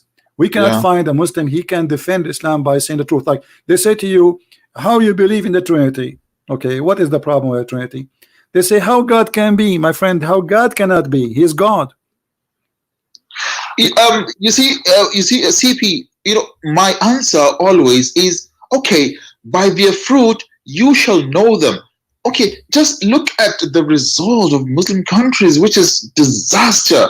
You know, forget about Trinity, forget about all those. You know, all those Trinity. No, I don't care about Trinity. What is the result? You know. If your lack of Trinity gave you destruction, you destroy your country. Syria, they say it will take 500 years to build back Syria. You know, no, so they will never build it because they destroy the history of Syria, which is not the history of the Arab, the history of the Aramaic. Of that country, and you are still talking about Trinity. It's just it's madness. It's stupidity. You know, I can't even understand why people will even listen to them. Okay, Trinity gave us America, gave us all these beautiful countries. Everybody wants to come to these countries. Yeah. My friend, until now I do not know your name. Better. What I shall call you. You do not need to say your name. What I shall call you. Okay. What name I shall call you? Ahmed, Muhammad, Ali, I don't know what's your name. My name is Mahmood. Yeah. Okay, no problem. Mahmoud, listen. When a Muslim he says how God can be, and don't you see here the hypocrisy? And I will explain to you. Yes. You know, if you go in the Quran, let us go to the Quran right now, me and you. And if we go in the Quran, we will find that Muslims, the Quran itself, using a logic saying, how Allah can have a son and he don't have a girlfriend? Yeah. But do you know what this is mean? That's mean Allah cannot be God, because Allah is saying to us, he cannot be a person who can have a son unless he have a sex with a woman. Oh, right? I understand what you're saying. Right. Yeah. So if Allah cannot have a son unless he have a girlfriend, that's mean Allah is like me. I cannot have a son too unless I have a girlfriend or a wife. So, okay, what you're saying is if you're God, you should be able to make son without anything. Yeah. But the God of Mary, he was able to give Mary a son, but he don't have a boyfriend. Yeah. You know? So the God of Islam, he gave us, he himself, he questioned his ability. Right? Yes. I understand. Yeah. When you say how God can have a son, who is saying that? Allah. How Allah can have a son if you don't have a girlfriend? Yeah. So when Allah he says such a statement, he is the one is questioning one thing, his ability. And then if you question the ability of yourself, then you cannot be God. Right? The God of the Christians, he can. The God of Islam, he cannot. When they say to you, that God, the Quran says, if Allah wants something to be, he say be, and he was. Okay, here we go. He is saying, he is saying, how Allah can have a son but he don't have a girlfriend? How can he? How can he? Well, I thought he is the Almighty. This the Almighty. Yeah, he should use any, he could make anything with anything. Anything. He do not need a woman. The same as Mary, she have no man, but yet she was able to have a child. Same time, when the Muslims they say to you, how God can be three person but yet one. Well, if God cannot be wherever he is, then God cannot be God. You see, you are questioning what? The ability of God. How can he? You see how they contradict themselves? In one hand they say to us, Allah, he can do anything, which means God can do anything. But in in the same moment he say, how Allah can be three? I need a woman, you know, to make it. Well, how he can be three, that is not a question to ask for God, because I can ask all the how you can create the earth, how you can create the heaven, how you can create the stars, how you can create. So either he can or he cannot. So don't call him Almighty. So the logic of Islam prove Allah to be not Almighty God, not only because of a wrong understanding of science, history. He can't even pronounce name correctly. Muhammad, you see, like if you go to the chapter of Al-An'am, Al-Imran, I mean, who is Imran? There's nobody, his name is Imran. And he claimed that Mary, her father is Imran, but the fact Mary, this is the father of Moses, and this is why later Muhammad he called her, and the Quran called Mary the sister of Aaron. Why? Because Aaron and Moses, they have a sister, her name is Maryam. So even historical mistakes, even science mistakes, even creation mistakes, endless mistakes. And the top of that logic. So you mean that Al Imran doesn't really exist? There's nobody. His name is Imran. Who's Imran? You go to the Old Testament, you will see there's Amram, not Imran. Imram. So he got the name wrong because he do not know what how the Jews are saying it. So he copy, and he copy, and actually like I'm trying to find some document to see that Maryam, the sister of Aaron, the sister of Aaron.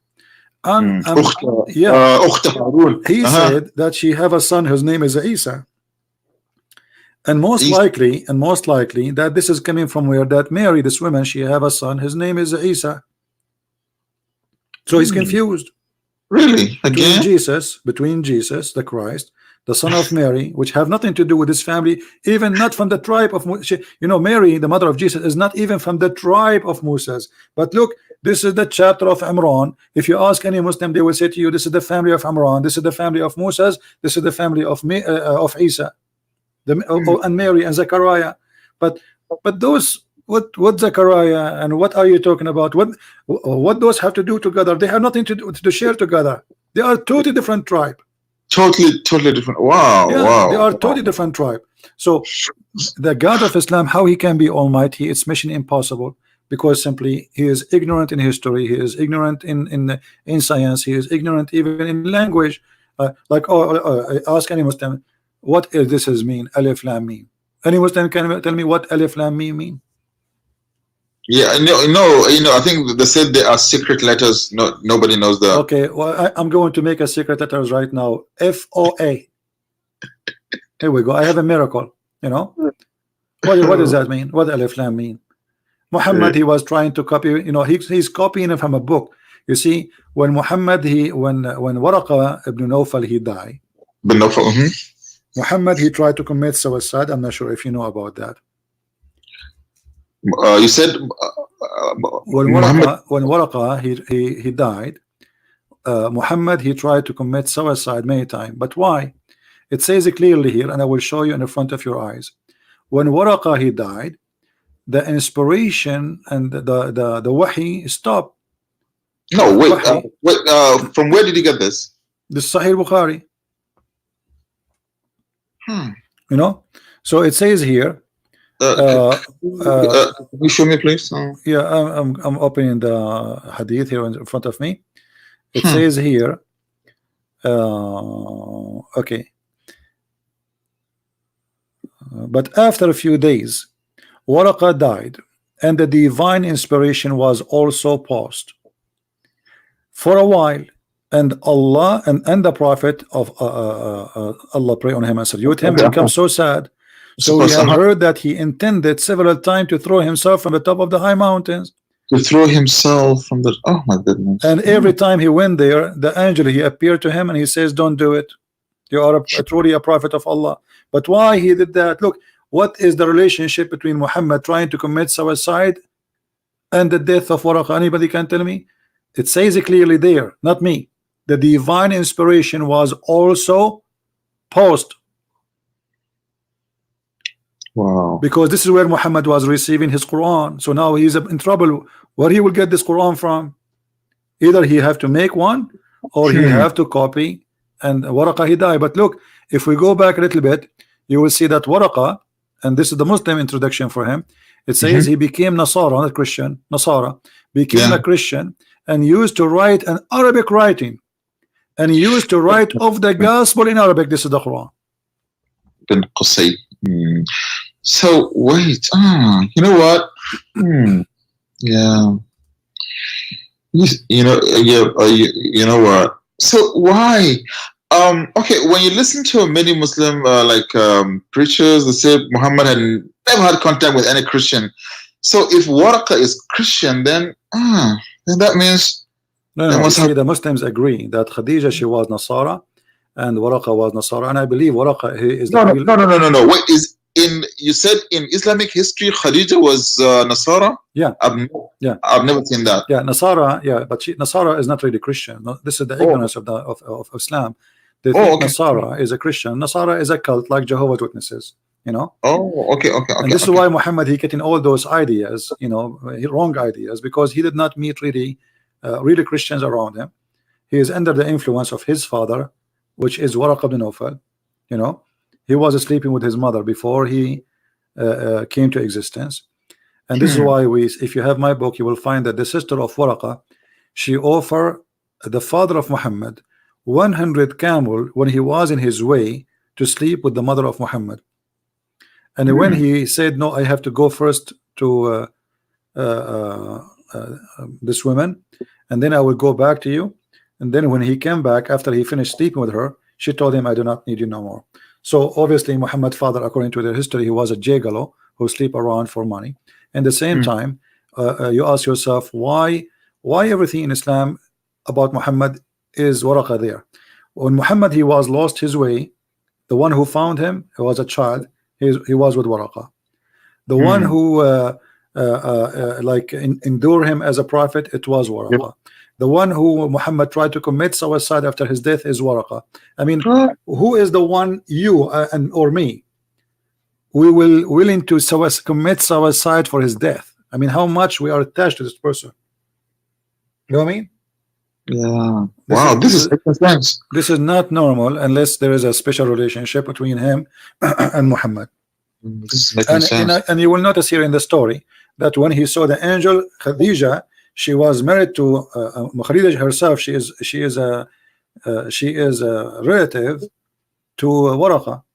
And here we go. It says Waraqa bin Nawfal ibn Asad ibn Abdul Uzza ibn Qusay. Waraqa was the son of the paternal uncle, i.e. her father, which means to Khadija.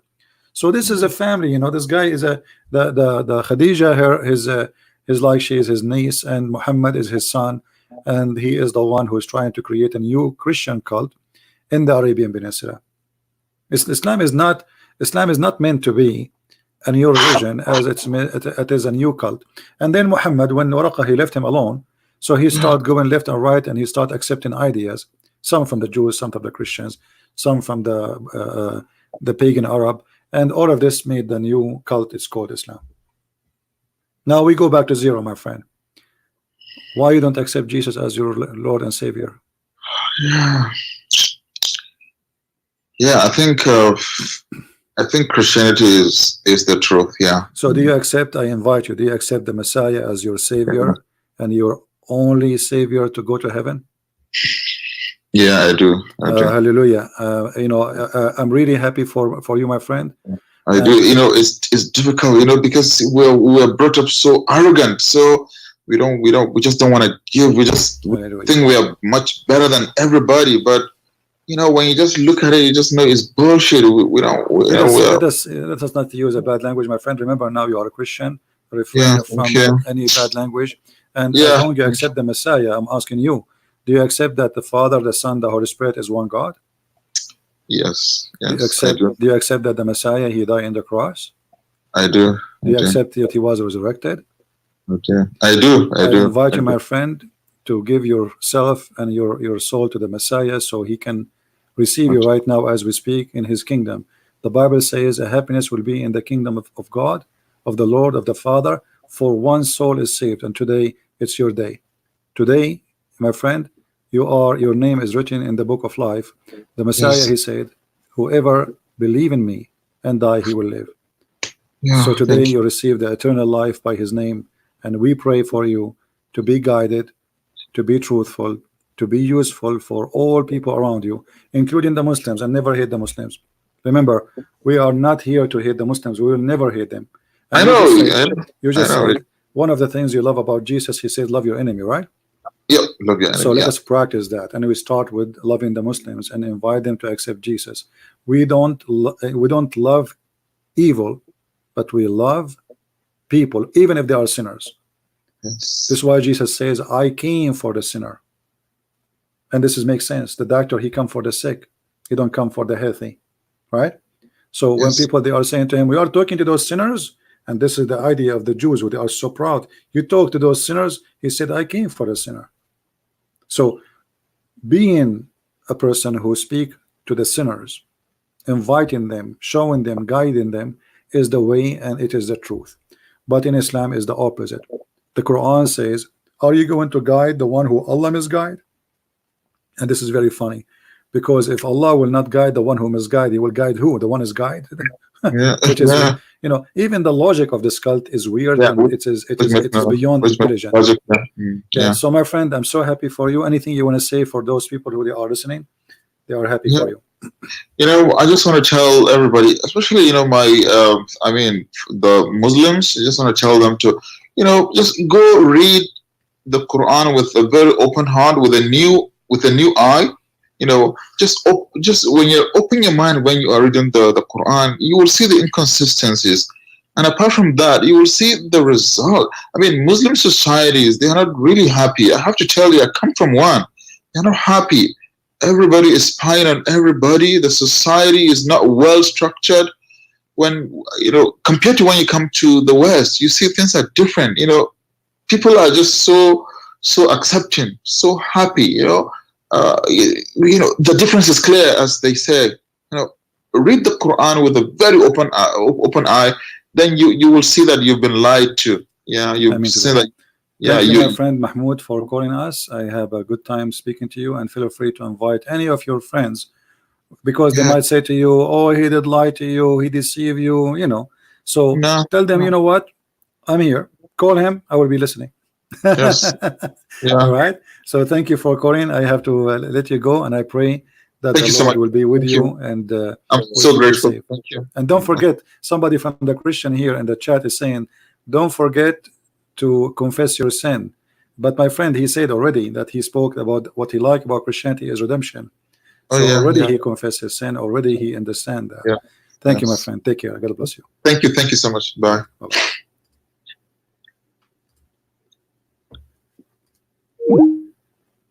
Do we have any Muslim want to fix what happened? Any Muslim want to fix what happened? You see that our friend here, our brother, he just left Islam and he became a Christian. Maybe if you call me, you can fix it and get him back into Islam, so he can get the versions. This guy, he gave up the versions and the couches and the pillow which Allah will give him in heaven. Any Muslim would like to call me? A person, his name.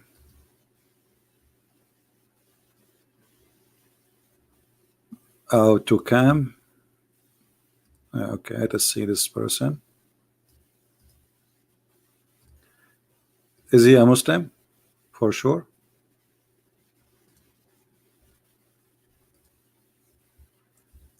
Let us see.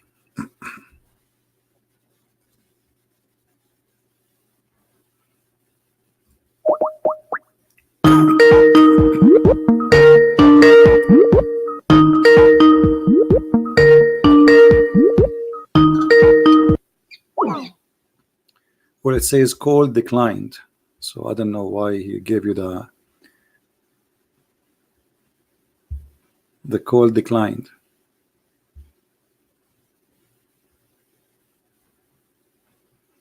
He said 5 minutes. Well, I don't know if I'm going to wait for you, my friend, but he declined my call.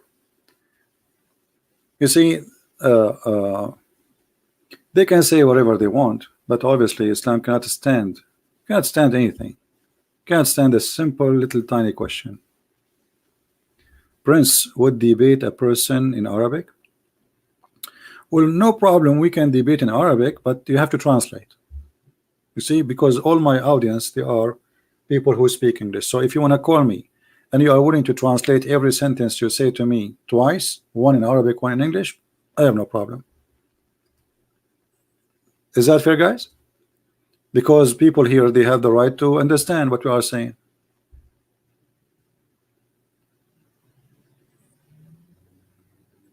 It's not going to be nice that we have 1,000 people at least listening, which is a small number compared to usual, and then we speak in the language nobody understands.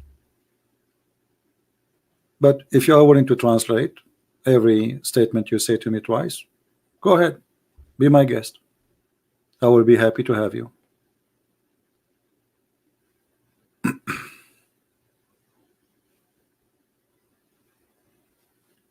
Anyone?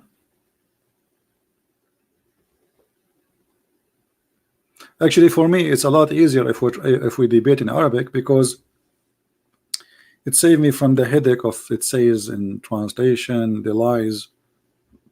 You know, we read the original text as it is. Who there?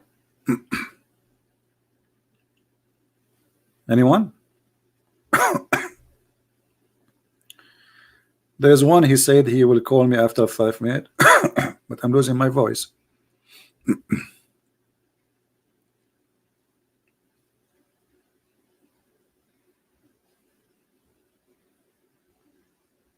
Bomba, he is challenging me in the Chinese. No problem, we can debate in Chinese. Don't worry, be happy.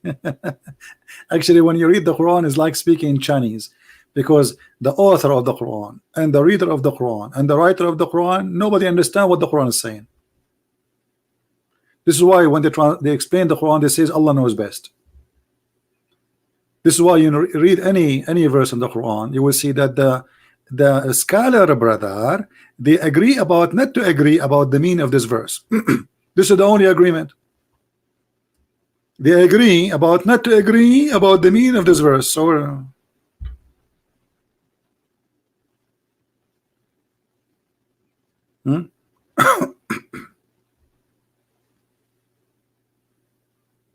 this is the only agreement.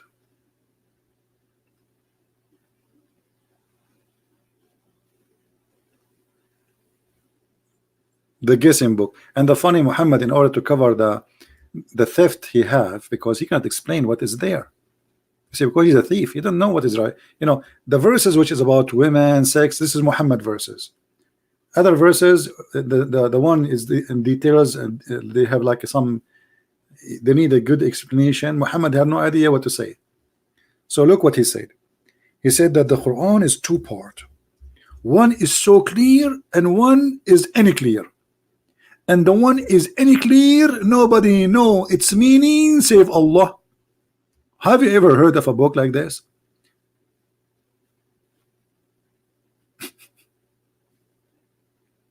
And certain its hiding meaning except Allah. Nobody knows their hiding meaning save Allah. So Allah, he sent us a book And this book is two-part. One is clear and the one is not clear, which is 90% of it. Nobody knows its meaning save Allah. So which one is clear? Hello?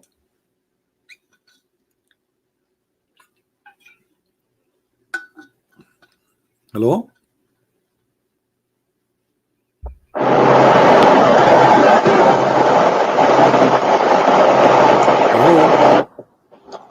Hello?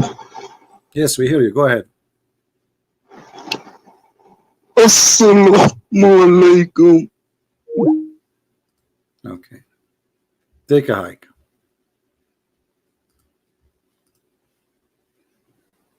We thought you are an eagle, it turned to be a duck.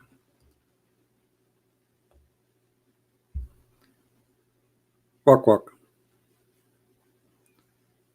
Anyone?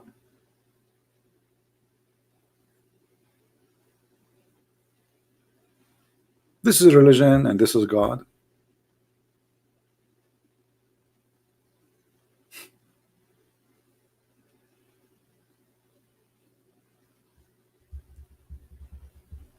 Anyone? All right. Well, I'm happy today that our time was not wasted. We have a brother who accepted the Messiah from Sudan, and we showed him that Shia or Sunni, both they believe in racism. Islam is a racist cult, false in every way. The reasons of belief is false in Islam. The reason of belief. Why you want to believe in Islam? Because you want to go to heaven to get those, to get a pillow. Have you ever heard of a God like this promising me pillows?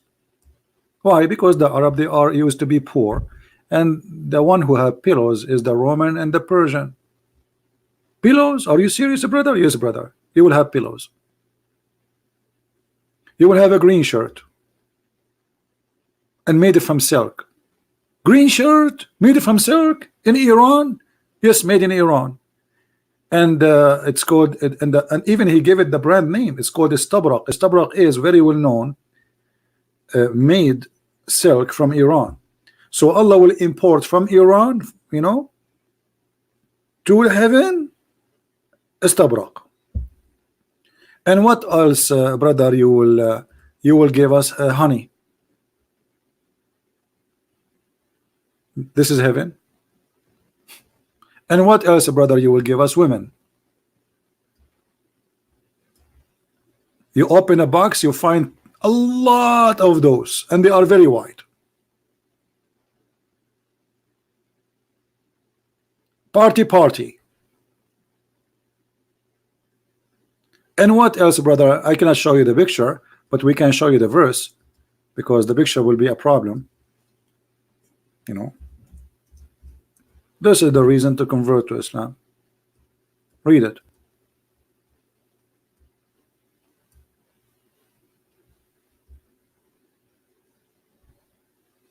This is the reason why you are lying to us.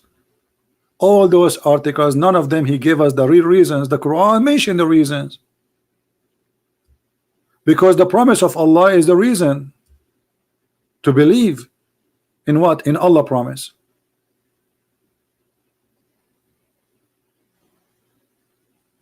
Right? The guy, he says Jesus, he promised a throne to his disciple. Why not a chair? You see, this is because you are a silly person and you are trying to make fun of a very very high statement of the Messiah. Nothing in the heaven of God, in our God, is literally physical. This is why he said he and she, they will not get married, they will be the same as angels. So angels don't have physical needs. No sex, no food, no treasure, because the treasure is to be with God. So because you are silly and you don't want to understand, you try to make something out of something, but we laugh at you. Here we are speaking about something real. When Jesus, he speak about anything in heaven, like when Jesus said, the one who drink my water, he will never be thirsty. Is he talking about drinking water? Why Jesus was used to carry a cup of water go around? So either you are being silly and you know that he meant spiritual meaning, or you know you are trying to hide it and you are a liar. So which one are you, the silly or the liar? Choose one. Both of them, they fit for you maybe. But here we see a God, he's promising us women with big breasts, and people, they will be drinking non-stop and they hit cheers. And not only that, in this heaven you will have an open buffet, have only grape and chicken meat or bird meat.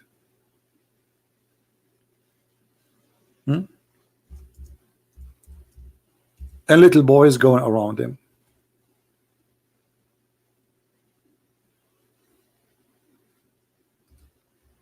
This is your heaven. Handsome boys going around you. How many? 80,000 little boys, and they are again the racist Muhammad. They have to be white. Why? Because in Islam this is the beauty creation. This is the beauty creation of Allah. This is heaven, right? So everything is embarrassing in the Bible metaphor.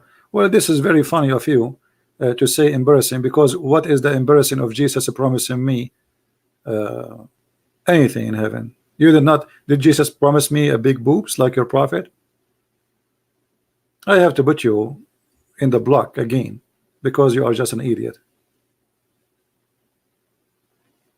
It's embarrassing that you think it's embarrassing. This is what is embarrassing. That's when you are immature.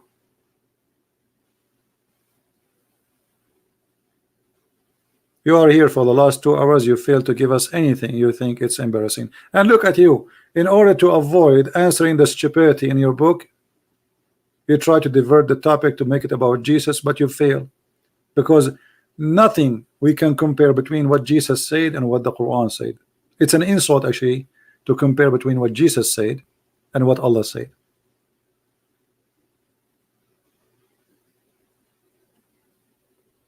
Can you show me where Jesus he promised us women with big breasts, or women they have a private part nobody touch in heaven? I'm just trying to be polite, not to say what exactly it says, because the Quran doesn't say really they are not being touched. The Quran says something totally different.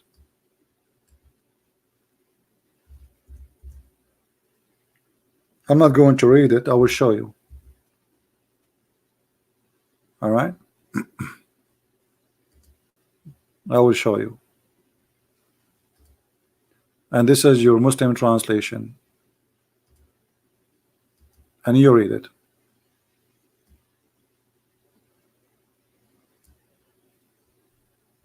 Do you see it? Is that a metaphorical? No. You will be sitting in your couches. You will have 2 springs of water flowing. I don't know why 2. But I can explain. One of them is the water of life, and the water of will make you white. Any one of you watched the video made by the Dean Show? Anyone remember it? It's called The Description of Paradise. The Sheikh in the video in the Dean Show, he says to you, before you enter paradise, there's 2 angels. They will give you a drink, 2 drink, and one of them will make you young in the age of Jesus, and the other one will make you white and beautiful like Prophet Joseph.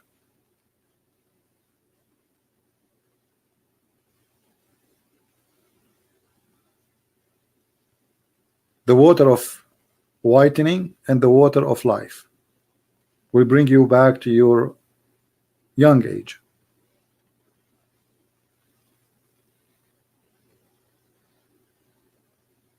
Here we see those water, and here you see Muhammad, because he is just making a statement, Arabic music. He said things which is stupid. Did you see? Did you notice that Allah will give every Muslim to heaven? Did you notice that?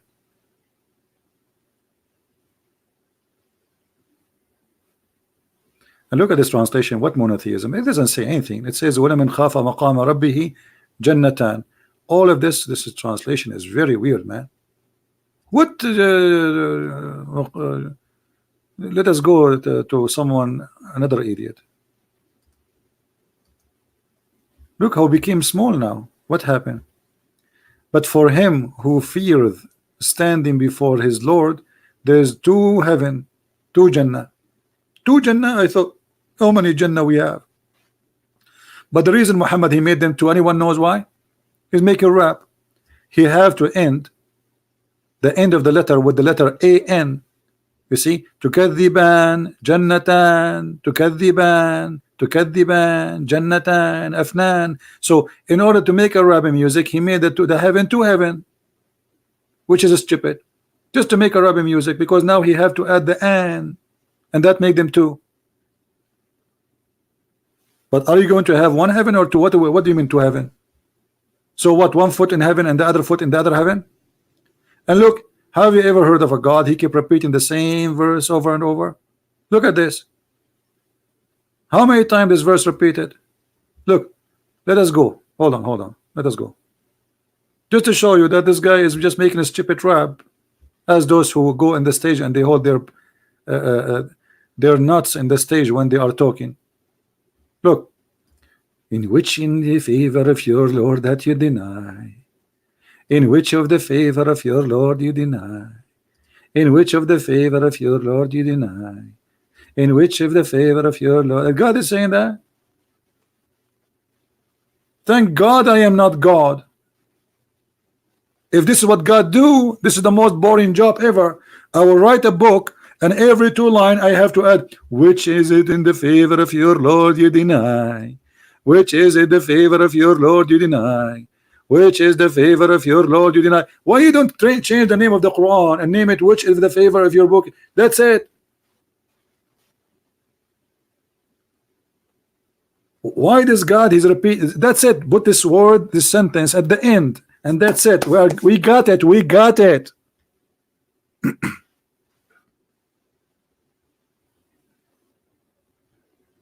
And look at this. Look at this one. And for him the ships who they are in the sea. Are you sure? Are you sure that the ships in the sea are for Allah?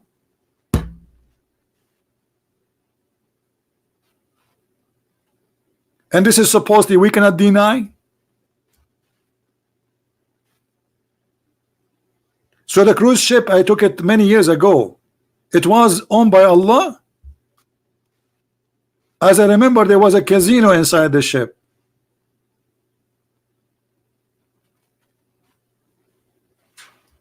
This is nothing but a spam. If somebody come to your chat, he keep posting this, you will block him.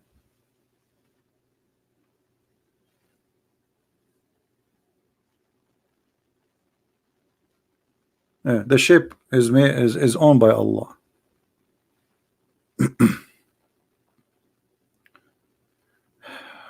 And here, by the way, this is the video the Muslim they made about the two seas who didn't, they never transgress. This is another stupid mistake in the Quran, because Allah he teach supposedly, or Aka Muhammad, that the fresh water and the salty water never met. Everything is owned by Allah. It's talk is cheap.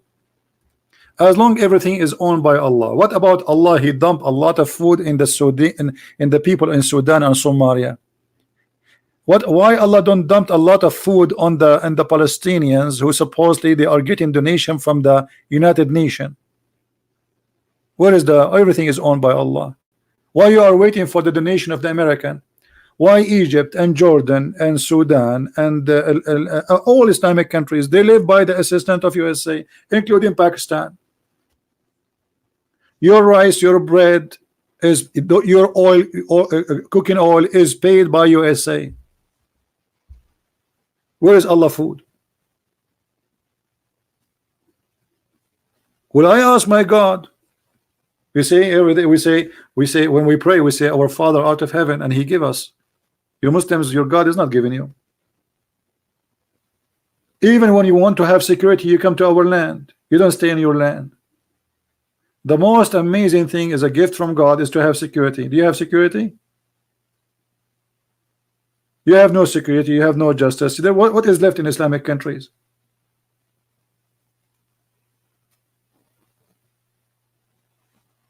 Nothing. He have give us penalty. Where is this? Number one thing he did not give you is a brain. Can you give me? Okay, Mr. Muhammad, it's a challenge for you to call me right now and give me one thing Allah he gave you, you can confirm, not just a statement. Is that fair, guys? Do you think Mr. Muhammad can call me right now and show us anything with a proof, not a statement? Because I can say even the brain you have, I give it to you if you have a brain. Talk is cheap. So can you call me and prove to me that Allah he gave anything of your choice? I don't care what it is. Do we have a deal?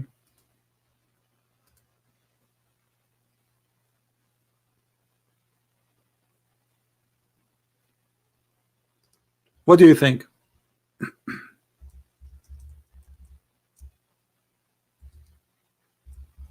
Who is a Muslim? He can give us any proof that Allah he can give anything. It's a challenge. See, guys, the question does not make sense. A second ago you were saying to me Allah he gave us everything, and now the question does not make any sense. You just said Allah he gave us anything. Can you prove to me he gave you anything? Anything, just prove it to me. Because anyone can say the same. Do you have a proof? As an example, do you see the verse by mistake we stop in it? How Allah he says such a stupid verse? That the salty water and the fresh water they never mix. Is that your God is talking? If he is the one who made the two water, first how he consider the fresh water sea? Your God do not know the difference between the sea and the fresh water?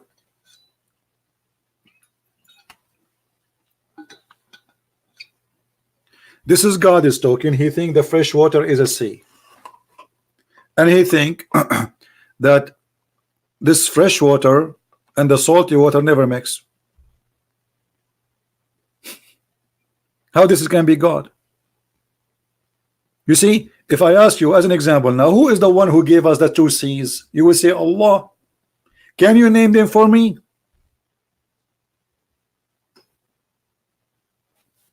Mr. Muhammad, can you name the two seas for me?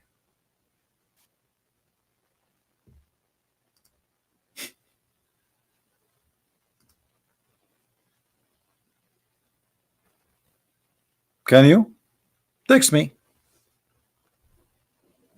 Text me and let us see how good you are.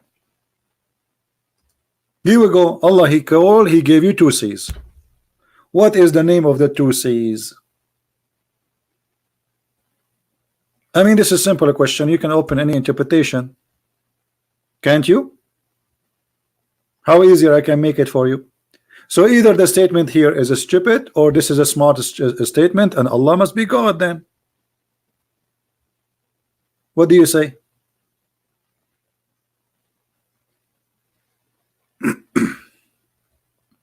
Obviously, the one who made this statement, he is an idiot.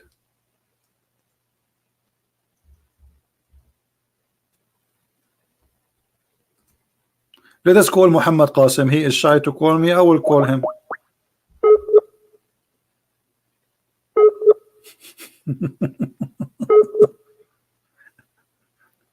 I'm trying to get busted. Look.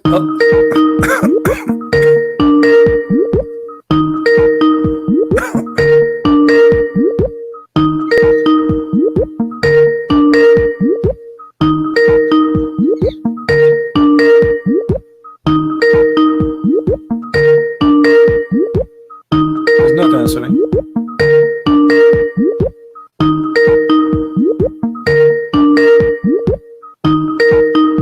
Okay. He will not answer because we got you busted in 2 seconds. If Allah he gave you everything, how he knew such a stupid information that there is two seas, one of them is a fresh water and then one of them is a salty water, and they never transgress against each other. So the God of Islam teach that the fresh water is separated and it is a sea, and the salty water is separated and it's a sea, and separated by what? By barzakh. What is barzakh? A dry land. Here we go. The Arabic is so clear. I know that the Muslim, they make videos saying the water here going in the sea, they have two different colors. They're stupid stories. The Quran doesn't say that. The Quran says there's between them barzakh, which is a barrier, which is a piece of a dry land. So the one who made the Quran, the author of the Quran, believe that the earth contains two seas. One is a fresh water and one is salty water, and Allah made them never met. لا يبغيان.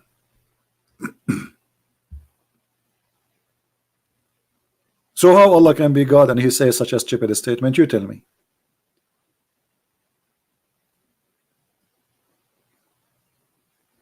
Any Muhammadan?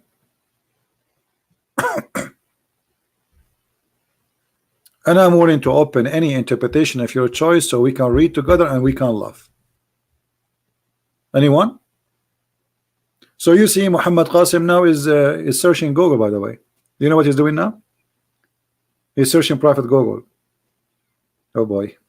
He's asking me for this verse now, what I will say to him. How Allah is the one who made everything, he did not know what he made. Look like your God do not know that the fresh water is coming from the salty water. They are not two separated water.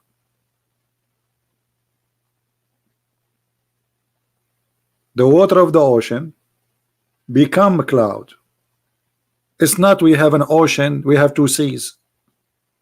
Since when the fresh water is a sea? Where we can find that sea?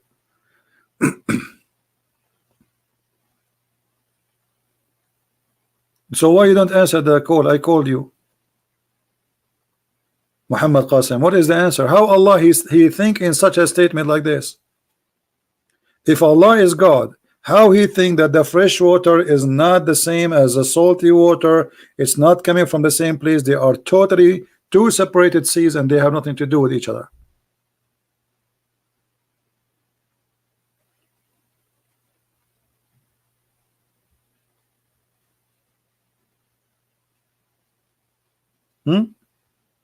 Answer.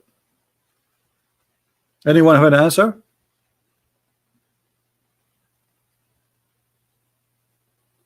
We did not even flip the page. We were talking about prove to me Allah, and here we go, the verse in front of us.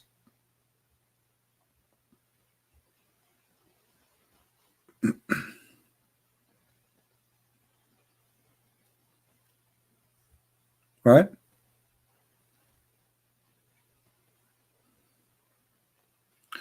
Mr. Fadi, you know, we don't make fun about Suleiman speaking to the ant, but we make fun that Allah he taught Suleiman the language of the birds, and yet he speak to the ant. So you are ignorant. Secondly, if you read that verse there, it says that God he put the words, the sound coming from the mouth of that donkey. It's not the donkey is talking. Read the verses, and you will laugh at yourself, at your ignorance. It's not the donkey. This is God giving warning using his angels. But in the Quran, Allah he taught the language of birds to Sulaiman, and yet Sulaiman is understanding the language of the ants. In the story of Balaam, he heard his own language, not the language of donkeys.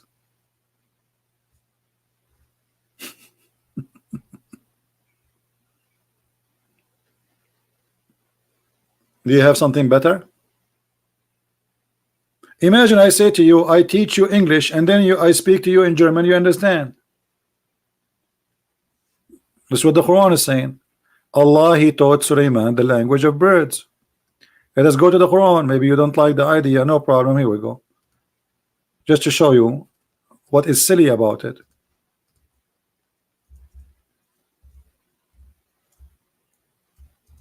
Does it say in the Quran that Allah he taught him the language of the birds? And this is how he did spoke to the hudhud, who is looking for women who have no hair in their legs. Okay, read carefully. And Cinnamon was David higher, and he said, "O mankind," etc. And then we gave him the obedience of all things, truly evident, blah blah blah blah blah. Okay, here it says, and we taught him the language of the birds. Do you see it? Okay, so the Quran says Allah, He taught him the language of the birds. If we jump one verse after, we will find Sulaiman laughing at the ants statement. Now I want your majesty, with your intelligence, to tell me how Sulaiman, he learned the language of the birds, but yet he understand the ants. And by the way, the ants are mute and they don't talk. They communicate. Yes, all creatures, they communicate, but they communicate not by speaking, either by vibration or by chemical. So how he heard her? Got to go? Muhammad Qasim, oh, he got to go. Are you there, Fadi? So this is what we are laughing at. And the verse you quote for me, you are quoting it wrong. Well, look like we are out of Muhammadan. So guys, I want to say thank you for being here. Don't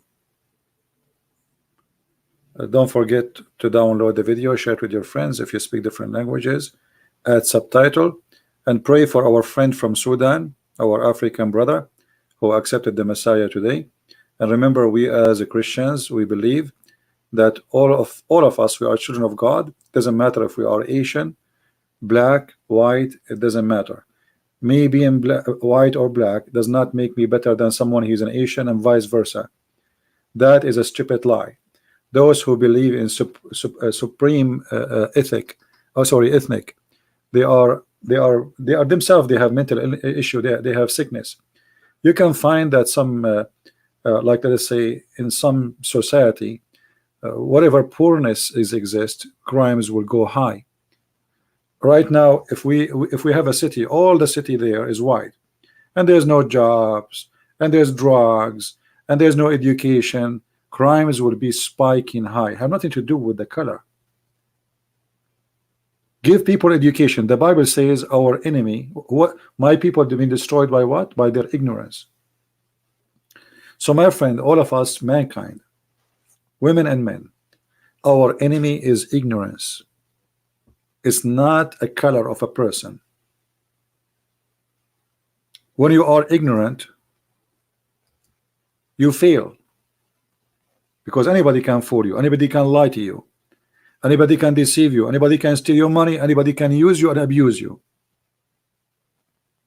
So all of us as a Christians, we should stand against unjust, because if there's a just and unjust in a place, there's unjust everywhere. And that unjust is like a bacteria, will spread. So if you think there's unjust in this place, then, and you think you have nothing to do with it, you are just waiting for it to come to you. You know what I mean? It is unjust to let unjust happen, which means if you can change the situation of being unjust and you just watch, you are part of injustice crime. If you see a woman being raped and you do nothing to stop the rapist, you are a criminal too. You are no better than the rapist, especially if you can stop the crime. So we Christians, we've been called for to be just and to be fruitful and to be loving. And one of the most important things about justice is love, because if you love everybody, then you love to be justice to them. This is the fruit of love. Justice is one of the fruits of love. Love your enemy. What does that mean? If I am borrowing money from my enemy, I have to pay him back, because he's not my enemy no more. I love my enemy, and because I love my enemy, I love to be justice to everybody. I love to be fair. I love to be good. I love to be truthful, honest. So love is a source of every good thing happen around us in this earth. You see, even the farmer who love his garden, the garden will give different from somebody he don't love. He just want to make money. If you have a bunch of sheep and cows, if you treat them with love and mercy, even they will give you better. If you are aggressive even with animals, even animals will hate you.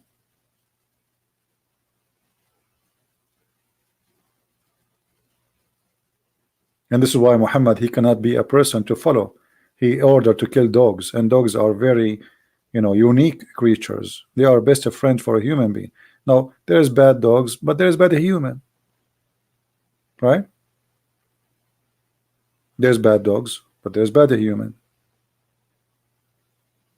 There's bad human who do way worse than what dogs can do. But there's millions of dogs who they are very good dogs.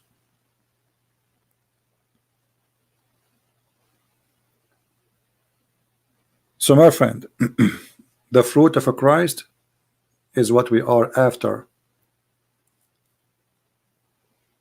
And the fruit of a Christ will lead us into his heaven. We are not after the heaven. In Islam you are after the big breast, you are after the women, you are after sex, you are after wine, river of wine, a river of honey and crazy stuff. We are not after that. Our glory and our happiness is to be with the Lord. The heaven is just his place. It can be whatever it is. Our happiness is to be presented with him, exist with him. It's not about what he will give us. We are not believers because he will give us some things.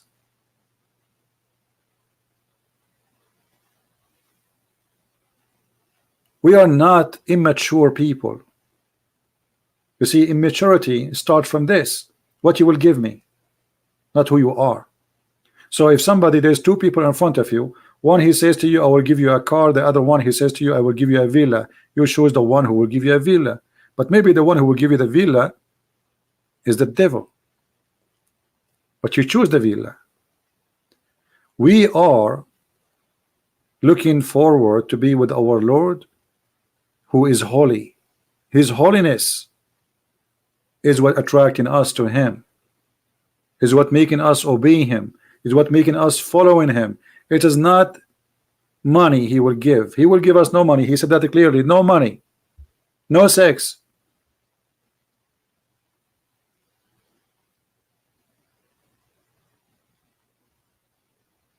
Those promises is only for those who can be deceived by temptation of human desire, like sex. Why in the world I want to have children around me who they are servant? Isn't it this is a child abuse? Why in the world I want to have a God he promised me a couch? Isn't it silly? A pillow. Isn't it silly? Isn't it insulting that God he promised me women in heaven? Why? Women, they are just made for sex? Aren't they human like me? And why I don't have a wife the same as Adam have a wife? What about having one wife? Isn't it God he created Adam and Eve? God did not create Adam and 72 Eve. So how come I go back to heaven, I found millions of Eves waiting for me?